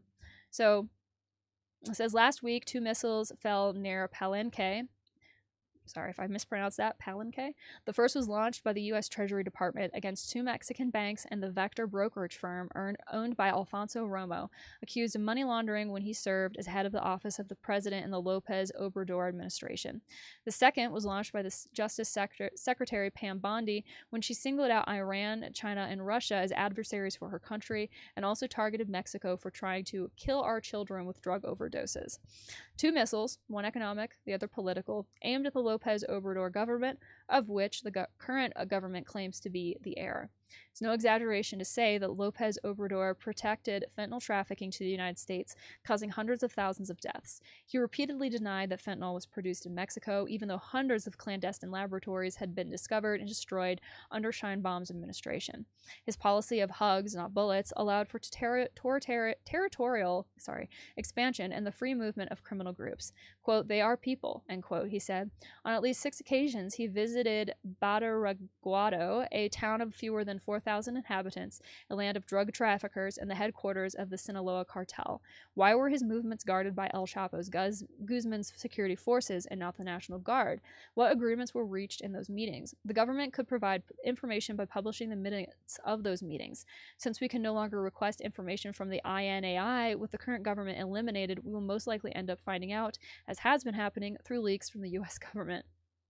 On the other hand, the U.S. Treasury Department indicated that during the period in which Alfonso Romo worked under Lopez Obrador, Vector laundered millions of dollars related to fentanyl trafficking. Carlos Urzua, who served as Secretary of the Treasury during the first 2 years of the Lopez Obrador administration, stated in an interview with Reforma, quote, "Given that the leadership of the Office of the President handles a wealth of confidential economic information on a daily basis, one would wish that Alfonso Romo and his relatives up to the first degree did not currently hold any shareholding in the Vector brokerage house," end quote. Alfonso Romo, a far-right man who oscillated between Opus Dei and the Legionaries of Christ, who admired both Augusto Pinochet and Marcial Maciel, was, for 2 years, the second most powerful figure in the Mexican government, a close friend of Lopez Obrador, and a mediator between him and the business class. He received business leaders into believing that Lopez Obrador would not cancel the construction of the Texcoco airport, as ultimately happened. Today, Romo's close relationship with Lopez Obrador is taking its toll, even more so with the revelation that Vector laundered money for Garcia Luna, Lopez Obrador's pet nominee. Now it turns out we're adversaries of the world's greatest military, thanks to the intolerable relationship between the Fourth Transformation government and organized crime. Not only have they destroyed institutions and driven the country to near zero growth, now their actions and inactions have placed us as part of the new axis of evil. Nothing indicates that the revelations and U.S. attacks against Mexico will stop. On the contrary, they are just beginning. They will intensify as the trials of the Sinaloa cartel leaders progress. Visas have been canceled, and direct accusations have been leveled against Mexican institutions, banks, businesses, and the armed forces. The missiles will no longer fall near Palenque, but rather inside La Chingada, targeting the former president and his children. It has been known for years that Lopez Obrador used his family to raise money from politicians and businessmen, as well as from organized crime. The possibility, despite all kinds of evidence, that Lopez Obrador will ever be tried in the United States is very remote. He would first have to be tried in Mexico, and that option, with Morena's takeover of the judiciary, is eliminated. In Mexico, he enjoys total impunity. They will be able to accuse governors, legislators, members of Morena, and the cabinet. They are also safe here. The institutions at the service of Morena will protect them, as they did with General Cienfuegos. The Mexican government will exacerbate nationalism, threaten to ally with the Chinese, and push for a wave of immigration, as Lopez Obrador did. But the mask will have already fallen. A significant portion of Mexican society will now be able to see them for what they are: corrupt and effective allies of organized crime. Week by week, the noose is tightening. As a Mexican, I deplore U.S. interventionism. As a Mexican, I applaud the exposure of the true nature of the Lopez Obrador government. The noose is already around his neck. As an American, I deplore U.S. interventionism. I think that if you look back at this country's history, there is a very well-established track record of this country interfering in affairs that it had absolutely no business interfering in, for very flimsy reasons that were concealing ulterior motives pretty much every single time. I just watched a really interesting documentary video about all of, or a good portion of, the U.S.'s successful coups in other countries. Again, there have been lots that were unsuccessful too, but the successful ones are the ones that are important to pay attention to because, they worked. And it was really, really, really interesting. It's really hard to learn about history and come away feeling like the United States is the good guy, frankly. And I think that's why history is so often kind of like whitewashed or downplayed or simplified, because you can't learn about the truth without coming away feeling very disenchanted with everything that you were taught to believe in. I feel like that's just the way that it goes. And it's kind of unfortunate because, you know, that is how you create radicals too. People respond to finding out about the truth, respond to being lied to, oftentimes in very extreme ways, and you can create radical movements through that. So, yeah. Anyway, this was just an interesting article about an interesting person who is connected to Opus Dei, and I wanted to read it just because, again, it's a perspective of U.S. foreign activity that I think is important to keep in mind, and it's important to remember that away from U.S. soil, the United States government is not the good guy for a lot of nations around the world, and there are very, very, very good reasons for that. It's not casual. It's not some knee-jerk thing. There's historical precedent for it. Yeah. All right. So this is an interesting article, an exciting one. It's always awesome when somebody from the English-speaking world speaks out about an experience that they had with a high control group, just because, especially with Opus Dei, it's mostly a Spanish organization. The majority of its members are Spanish or, you know, non-English speaking. So it's rare that somebody from the English-speaking world, and this is from Australia, but still it's rare that people like this speak out, and even rarer yet that the people speaking out are men. You know, predominantly from you know, what we've seen so far for people speaking out about Opus Dei specifically, it's been mostly women who have been doing it, and there are a lot of different reasons for why that might be, but I do not think that that means that men in this organization have suffered any less, right? Like, I don't think the one thing about that you can say about Opus Dei is that the one thing you are guaranteed to be left with when you leave, if you leave, or whenever they dispose of you, you're no longer useful. The one thing you can be guaranteed to be left with is a very unique, almost bespoke type of trauma, and everybody acquires it in a different way, men and women alike.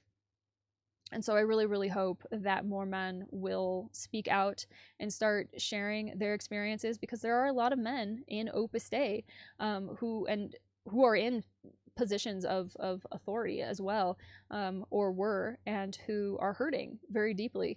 And again, this comes back to the complexity of it all. I think sometimes it can be hard for people who were in positions of authority, who came out on the other side of it, realizing that, you know, it wasn't a good thing, to also then have to come to terms with the fact that they perpetuated the unhealthy thing onto other people. I think that can leave you with a really unique type of guilt.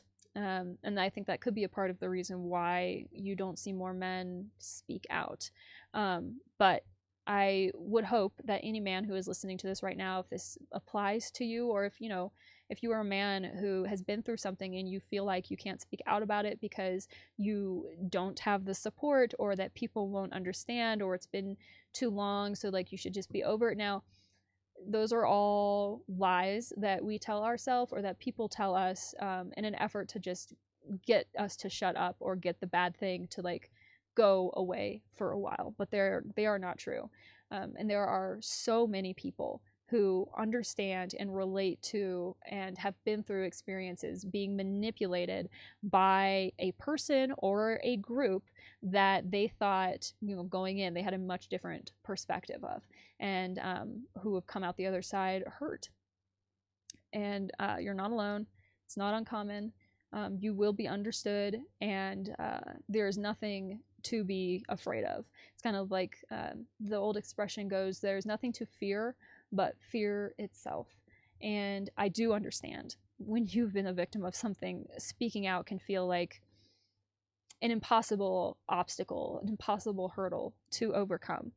But take heart, because there are people who are doing it, have been doing it, will do it in the future. It is possible. You can take that power back, and you are not alone. So let's read this article. Tim Pocock is an actor. He was in he's been in a bunch of different movies that I have to be perfectly honest with you, I don't think I've seen a single one of them. But I know him from what year did that come out? The 2023 ABC Four Corners documentary about the two par ed schools, Redfield College and Tangara School for Girls in New South Wales, Australia. It's two Opus Dei schools. He came up in an Opus Dei school, and he talks about his experience in that documentary. And full disclosure, it is very sad to listen to. Very, very sad. And he recently broke silence again and came out with this interview talking about his experiences, and I want to read it. So this was published June 29th by Eilish Delaney. I hope I'm pronouncing your first name correctly. Headline says, Tim Pocock thought he was getting help. Instead, his mom had set a trap. Australian actor Tim Pocock was just 23 when he was cast as young Cyclops in X-Men Origins Wolverine, landing in Hollywood opposite Hugh Jackman. Others will know him best from his role as Ethan in Dance Academy, but behind the glitz and glamour was a young man living a lie that was slowly destroying him. Tim grew up shaped by the strict influence of his devoutly Catholic mother. At 15, he started Redfield College in Sydney, a school with links to the controversial, secretive religious group Opus Dei. There, surrounded by rigid religious doctrine that condemned his very identity, he fought desperately to hide the truth about his sexuality. Opus Dei is a small but powerful organization within the Catholic Church known for its secrecy and conservative teachings. Some people are quick to label it a cult. For Tim, it was his prison, the only normal he'd ever known. Quote, until I started getting success in the entertainment industry and meeting a broader spectrum of humans, and I started to realize that my upbringing was maybe not quite as normal as I thought it was, he told Kate Langbroek on Mamma Mia's No Filter. The first 18 years of my life were very much unchecked by reality. His gay awakening began in the church, where he discovered his first crush, an altar boy in his local parish. It was such an innocent attraction, he said. I just enjoyed looking at him, and I kind of realized, oh, that's how the women in the movies that I watch look at men. I think I'm not meant to be looking at him like that. So it was already this thing that I didn't understand, but made me feel like there was some sort of barrier between me and maybe how I was meant to be. At Redfield College, Tim was trapped in a suffocating fishbowl. Is this going to start playing and blasting noise? Pause that.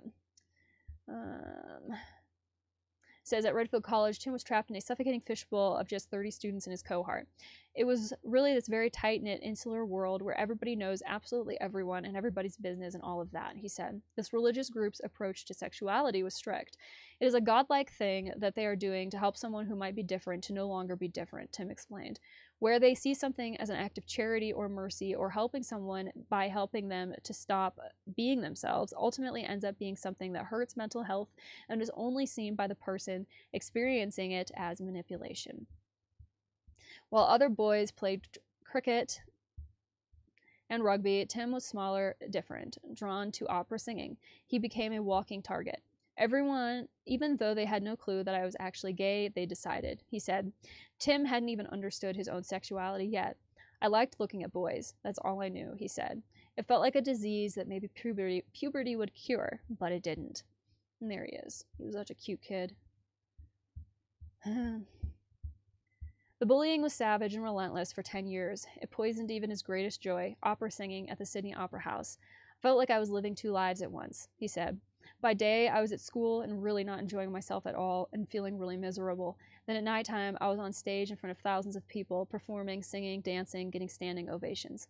It didn't feel real, especially because what I was enjoying about life was the thing that was actually making me the target during the daytime. Every morning, Tim woke up begging God to cure him. Every night, he went to bed terrified of eternal damnation. We're taught that sin will cast you into hell, he said. I didn't make the choice to be gay. If I'd had choice about it, I would have preferred to have been normal, because then I wouldn't have to be carrying this huge ball and chain with me everywhere that I go. Tim felt utterly alone, unable to turn to his mother for fear of her reaction. I think she definitely knew. She would never talk about it outright, he said.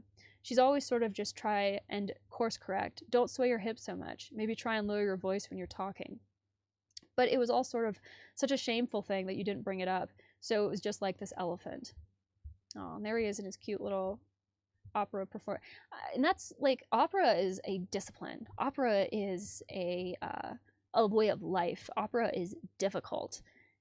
And it makes me so sad to think about somebody having a passion for something that takes so much discipline and dedication, and that being the thing that like he was punished for. Oh, it just makes me so sad.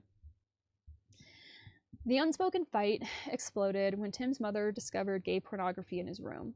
I came home from work and she had torn every page out of the magazine individually and had laid them all across the dining room table like a tablecloth, Tim said.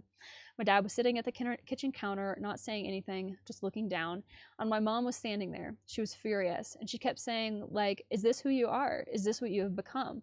Tim's world tilted. In my head, I was thinking, what do you mean? What I've become? This is who I've always been. Tim's casting in X-Men at 23. Woo. Got a wind gust. Tim's casting in X-Men at 23 should have been a pure triumph. Instead, a week after filming Wrapped, his world shattered. His mother had stage 4 ovarian cancer.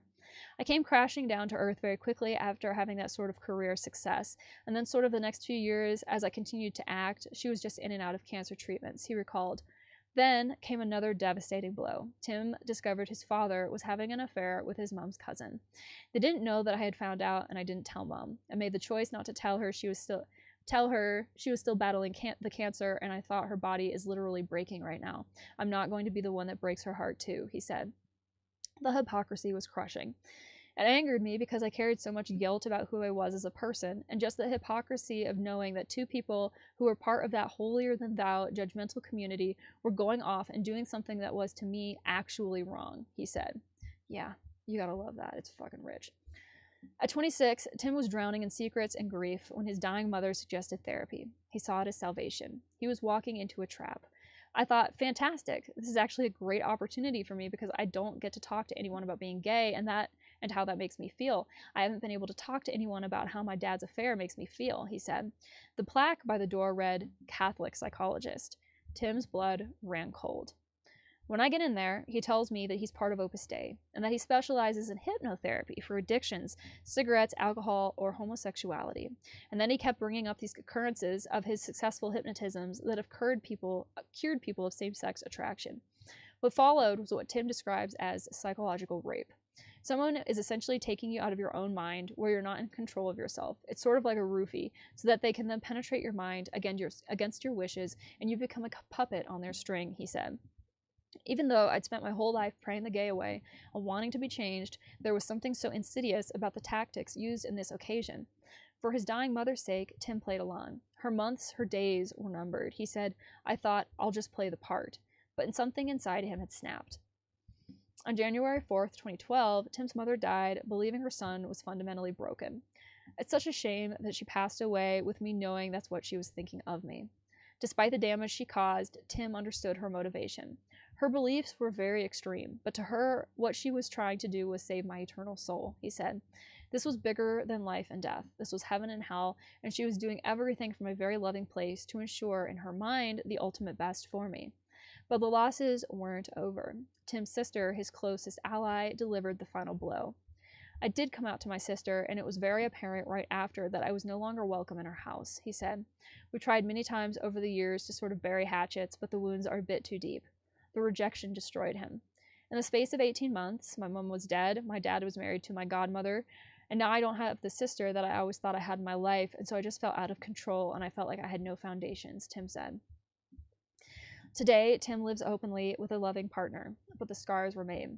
There's always going to be those twangs of doubt, and always those little moments of fear, like, am I now a vocal spokesperson for Satan because I've written a book encouraging people to be themselves, he said. Ultimately, you get to the point where you have those demons, but you just put them in the corner and you tell them to be quiet. Tim's a vocal advocate for LGBTQIA+ rights and helped criminalize conversion therapy in New South Wales. His new book, The Truth Will Set You Free, Growing Up Gay in Opus Dei, is his weapon against the silence that nearly killed him. I was so reminded of how voiceless I felt when I was going through it and what I needed when I was younger, and that was someone to stand up for me because I wasn't able to stand up for myself because it was impossible, he said. So I thought I'm in a position where I get to be that voice now, and it would be irresponsible for me not to do so. I've pretty much written this book for my younger self. So, if you have not seen the New South Wales, the Four Corners, ABC Four Corners documentary about the schools, pirate schools in New South Wales. I did a reaction video to it back in 2023. You can go and watch. You can find the entire documentary for free on YouTube, and I believe I have it linked many different places on my channel and everywhere else. So if you haven't seen it, I would highly recommend watching it. It is incredibly well done, very complete, and I think that while it is about a very specific location in a very specific part of the world, I think it does give us good insight into what things are actually like, how Opus Dei is behaving towards children specifically, which has been something I've taken a huge issue with, because I don't think that it is ethical.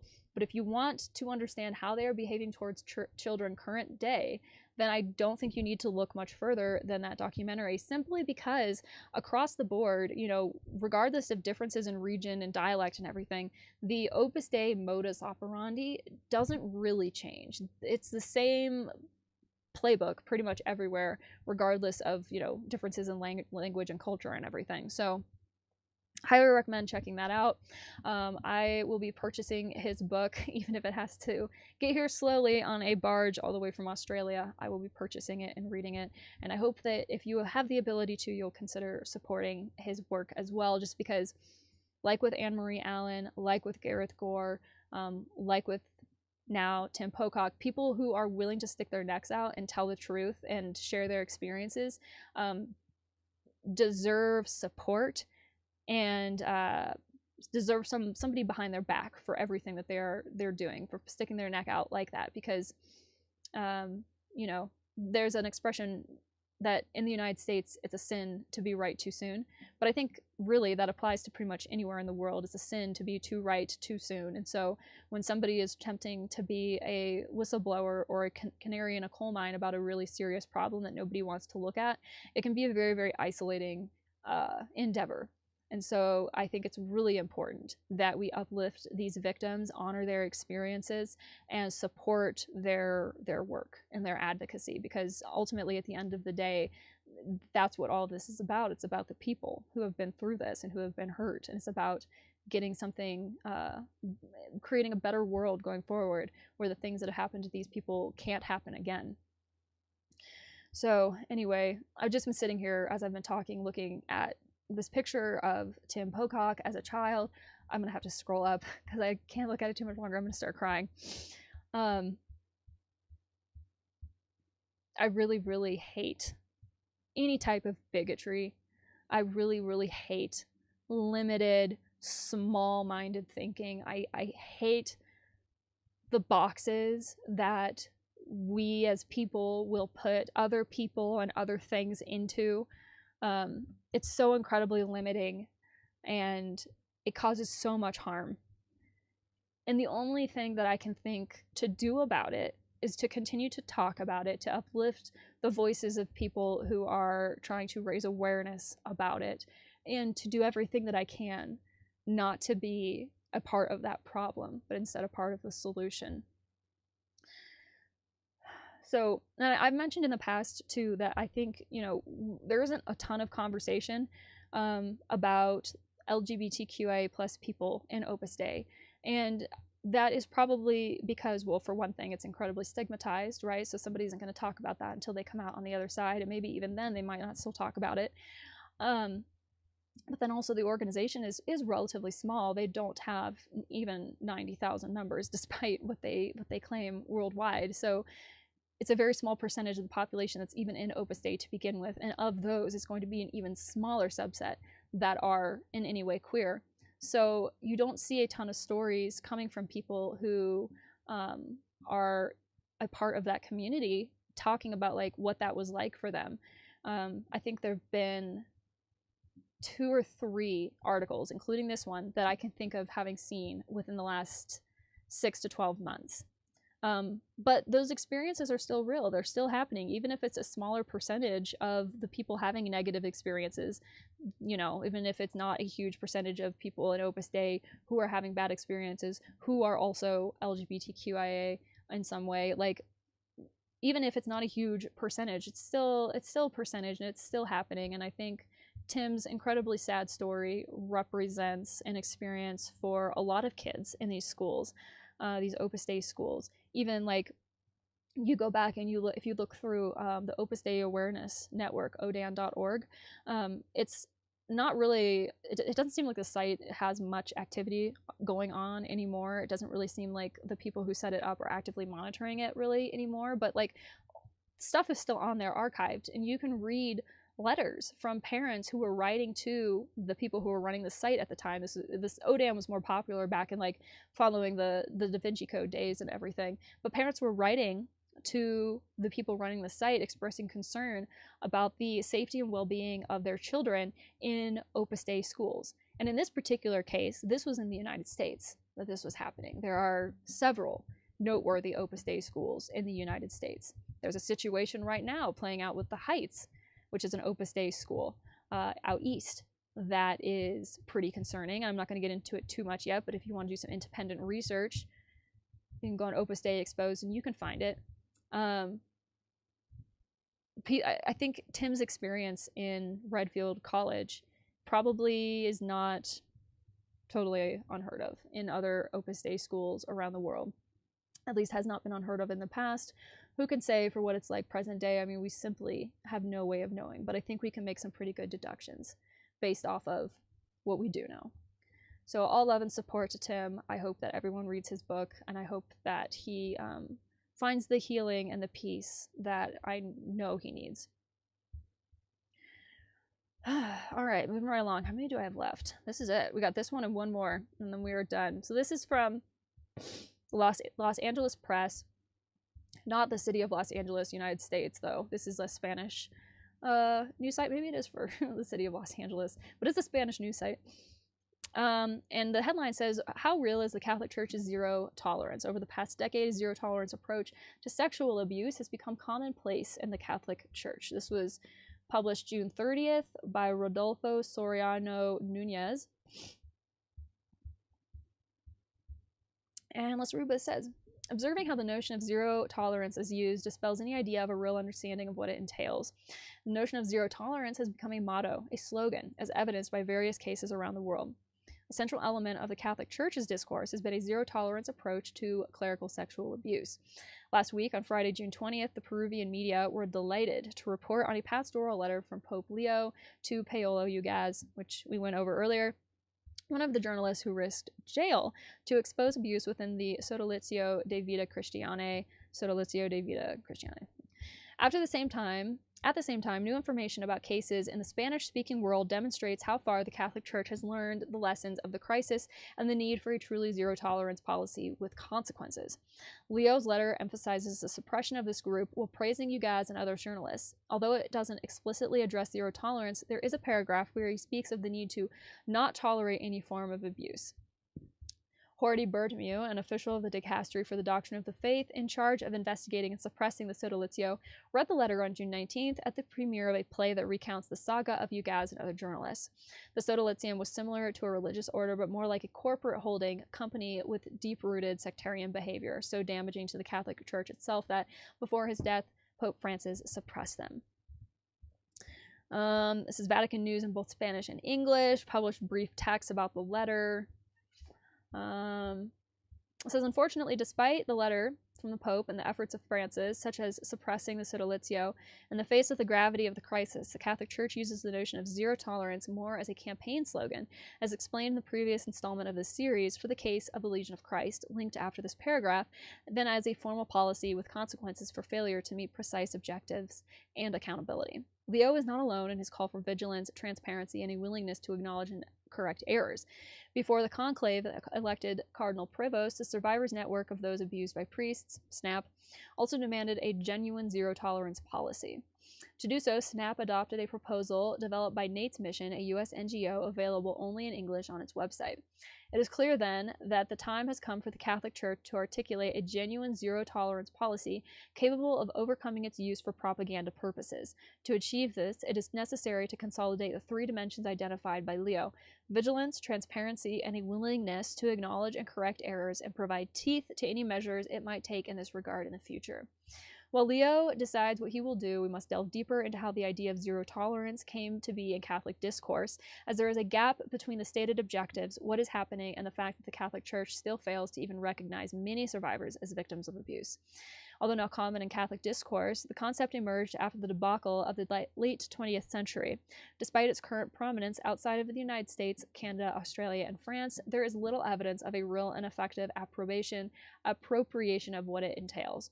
The Catholic adoption of zero tolerance occurred at the beginning of this century, following a dialogue held in Dallas between bishops and various groups within the Catholic Church in the United States. This meeting gave rise to the current charter for the protection of children and young people. Dallas was similar in several ways to the meetings the German Catholic Church holds roughly every decade, known as the Synodal Way or Der Synodal Weg. It follows a proactive understanding of the dialogue within the Catholic Church and, as such, is a precursor to Pope Francis's Synod on Synodality, a call to build a synodal church that, to no one's surprise, brings out the worst and the most reactionary factions within the church. Yeah, people's heads exploded when that came out. I remember that. Even as an outsider, I remember when that hit and people's heads were exploding. Despite the now common notion of zero tolerance, the battle of then leader of the United States Conference of Catholic Bishops and now emeritus of Washington, D.C., Cardinal Wilton Daniel Gregory, was difficult to anticipate. He was only able to do so after the bankruptcy generated by decades of denial, manipulation, and harassment by survivors by previously powerful clerics such as Cardinal Bernard Law.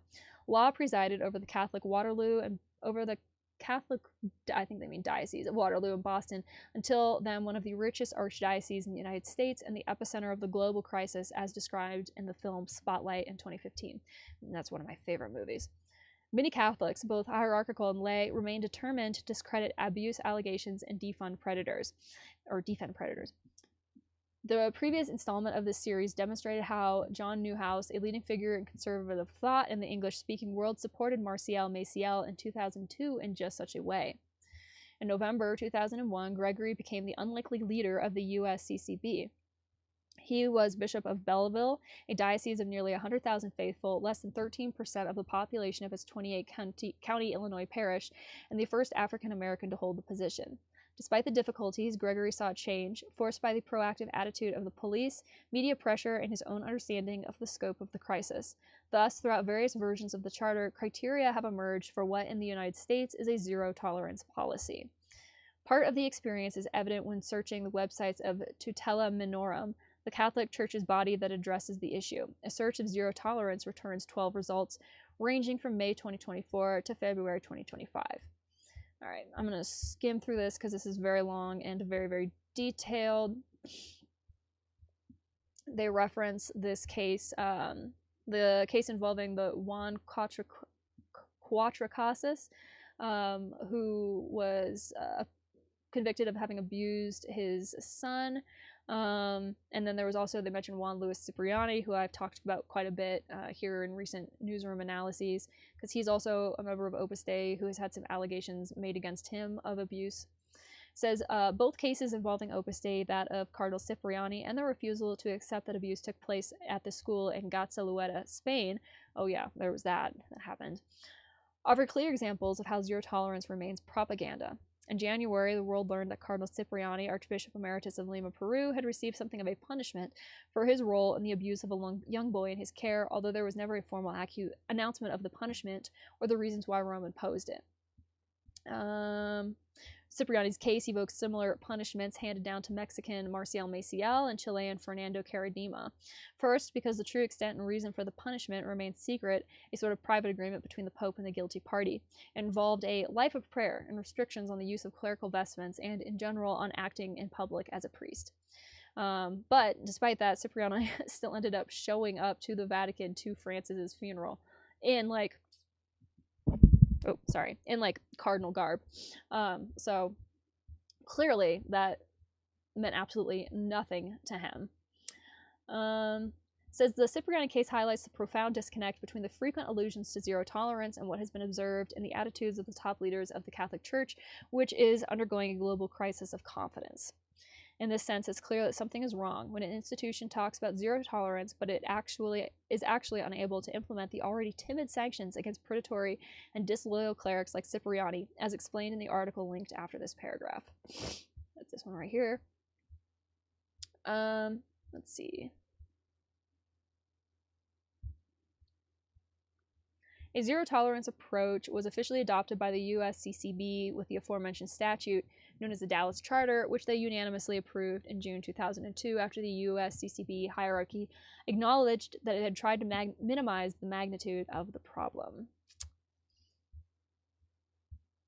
Let's see. Says there is evidence of abuse of women, whether minors or not, by male clergy, as evidence in the text linked above about the abuse of a Mexican nun, and by other nuns, as evidenced by the one that appears after this paragraph. This headline says a former novice reports sexual abuse in Mexico.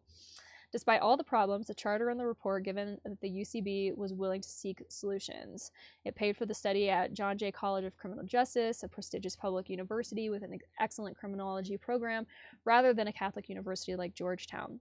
Although some in the USCCB wanted to petition Rome to remove priests from ministry for child abuse at the end of the 20th century, zero tolerance lacked full support. There were divisions stemming from the fact that zero tolerance mimics the zero tolerance policies in the criminal justice system in that country. It cannot be ignored that the report and the development of a zero tolerance policy came after scandals in dioceses in Louisiana and Massachusetts dating back to the 1980s, when priests retained their positions despite repeated cases of abuse. And they outline some of those cases here.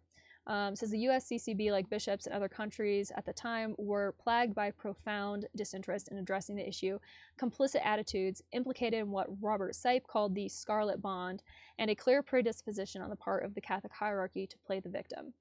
Robert Sipe is a researcher and an author. He co-wrote a book called Sex, Priests, and Secret Codes, the Catholic Church's 2,000-year paper trail of abuse, and it is very comprehensive and honestly pretty easy to read considering all of the information that it covers.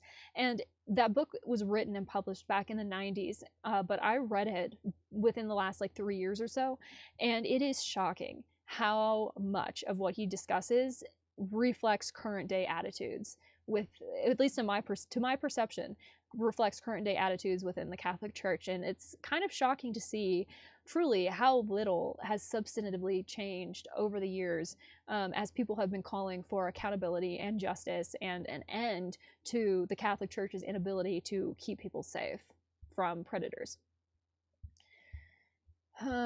Says the USCCB has acted not so much of its own volition. It did so in response to an avalanche of reports, journalistic, academic, personal, and other, that revealed patterns of disregard for early signs of abuse. Sometimes this disinterest resulted from a shortage of personnel within the Catholic Church, but the Catholic Church itself limits the number of those authorized to perform certain rites, but other factors often play a role. So it's not as if the USCCB undertook this charter because they recognized the problems. They were sort of forced to come to terms with it because of all of the news media, press coverage, and people speaking out.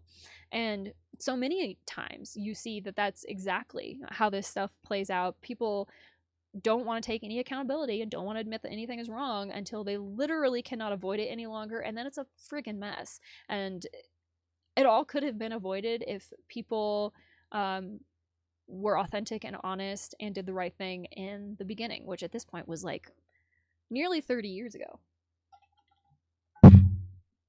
Sorry, hitting my table.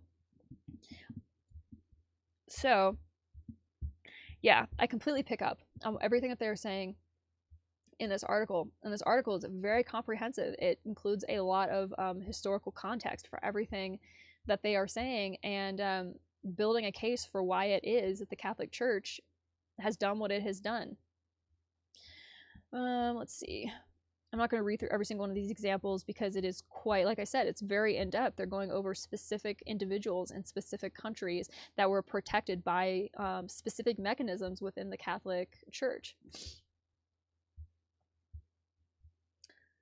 Let's see.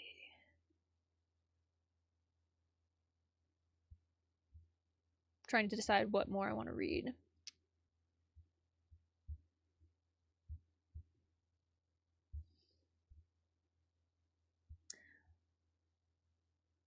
So apparently Francis cited Benedict XVI as an inspiration for his own approach to dealing with abuse in the church, which is maybe potentially a little bit of a red flag, because people are pretty critical of Pope Benedict and the things that he did and did not do during his papacy.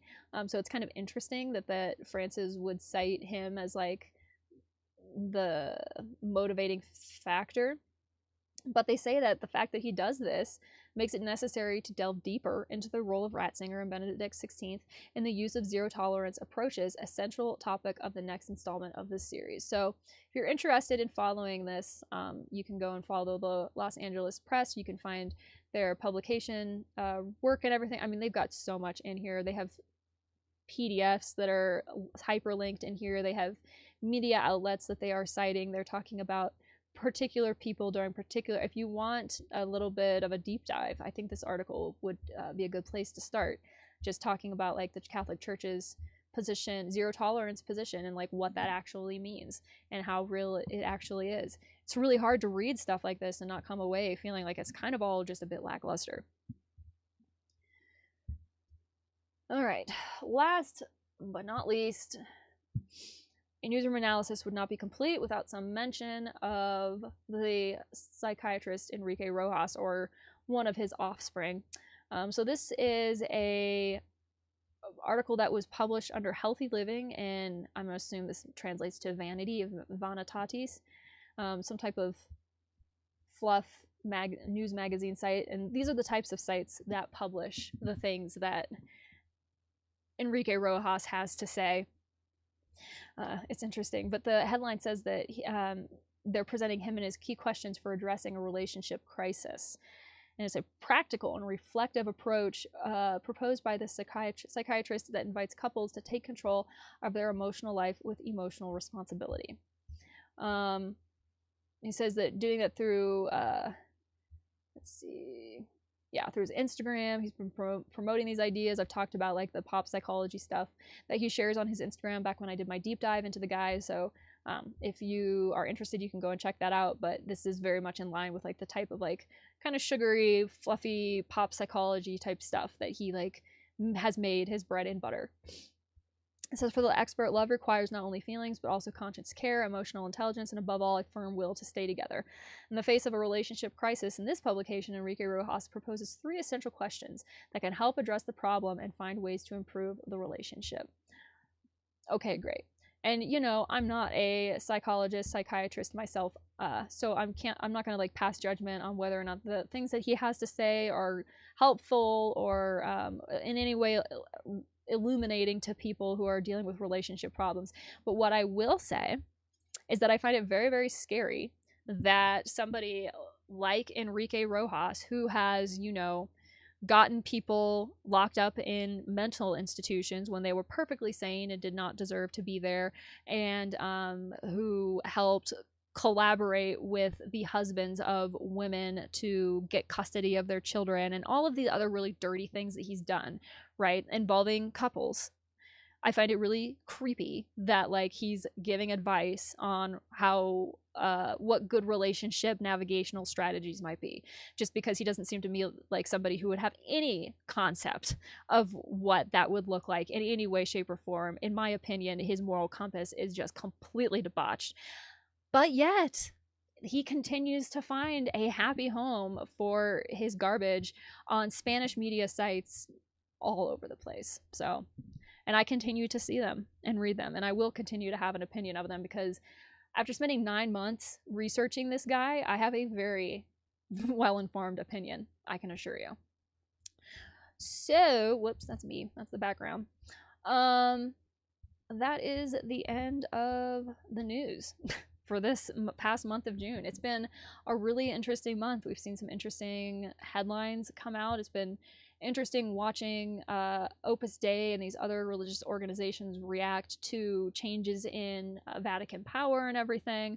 There are some interesting things playing out with different real estate and financial holdings that I think will be interesting to keep an eye on. And as always, there are people working their tails off to share their experiences and to tell the truth and to raise awareness about the things that they experienced. And that is always a beautiful thing to see. So a little bit of a mixed bag this week, but I hope you guys enjoyed kind of seeing what happened within the last month.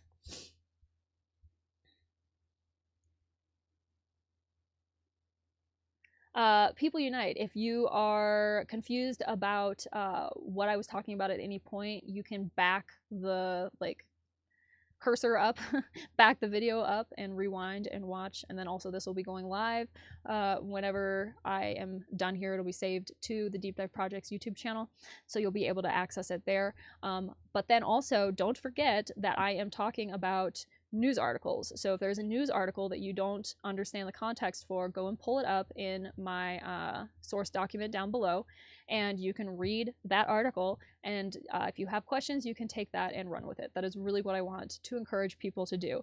Take what you are hearing today and do your own research. Ask your own questions. Take it on board. Don't believe everything you see. Don't believe everything that you hear. Ask some questions. Be critical thinkers.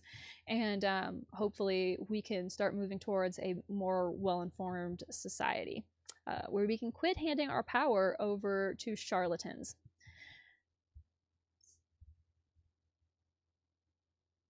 Mike said Cipriani is an extremely high-end restaurant in New York City. That's interesting. I did not know that.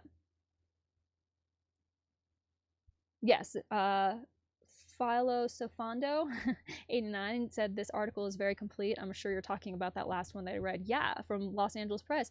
Great context. Very in-depth. Hats off to the journalist who wrote that and put that all together, because that is some hard work. Ask me how I know. Very, very complete, very well written article. Lots of the articles I thought today, the Animal Politico article I thought was excellent as well, and all of the press about Anne Marie Allen's story and everything coming out. And also we have Tim Pocock now, his book is coming out, so it's a good time to be well informed. Thanks so much for being here for this entire thing. You know, these streams are usually about 2.5 hours. That seems to be the quickest I can get through it. So I appreciate your attentiveness and your interest in everything that I am discussing. Truly, truly, it means so much. If you are interested in connecting with me in any way, shape, or form, links and all the rest are down in the description of this video. My virtual tip jar is linked at the top of the chat, but you are, of course, not obligated in any way to financially support what I am doing. Just being here and giving me your time and attention truly means so much. So thank you, thank you, thank you. For the time being, I think that is where I'm going to wrap it up. So as always, as I always say, let me go ahead and close my browser here and fix myself back into center. But as I always say at the conclusion of every single episode or live stream that I do, resources down below should you need them, mental health resources should you need them, resources to connect should you need them, and what else am I forgetting?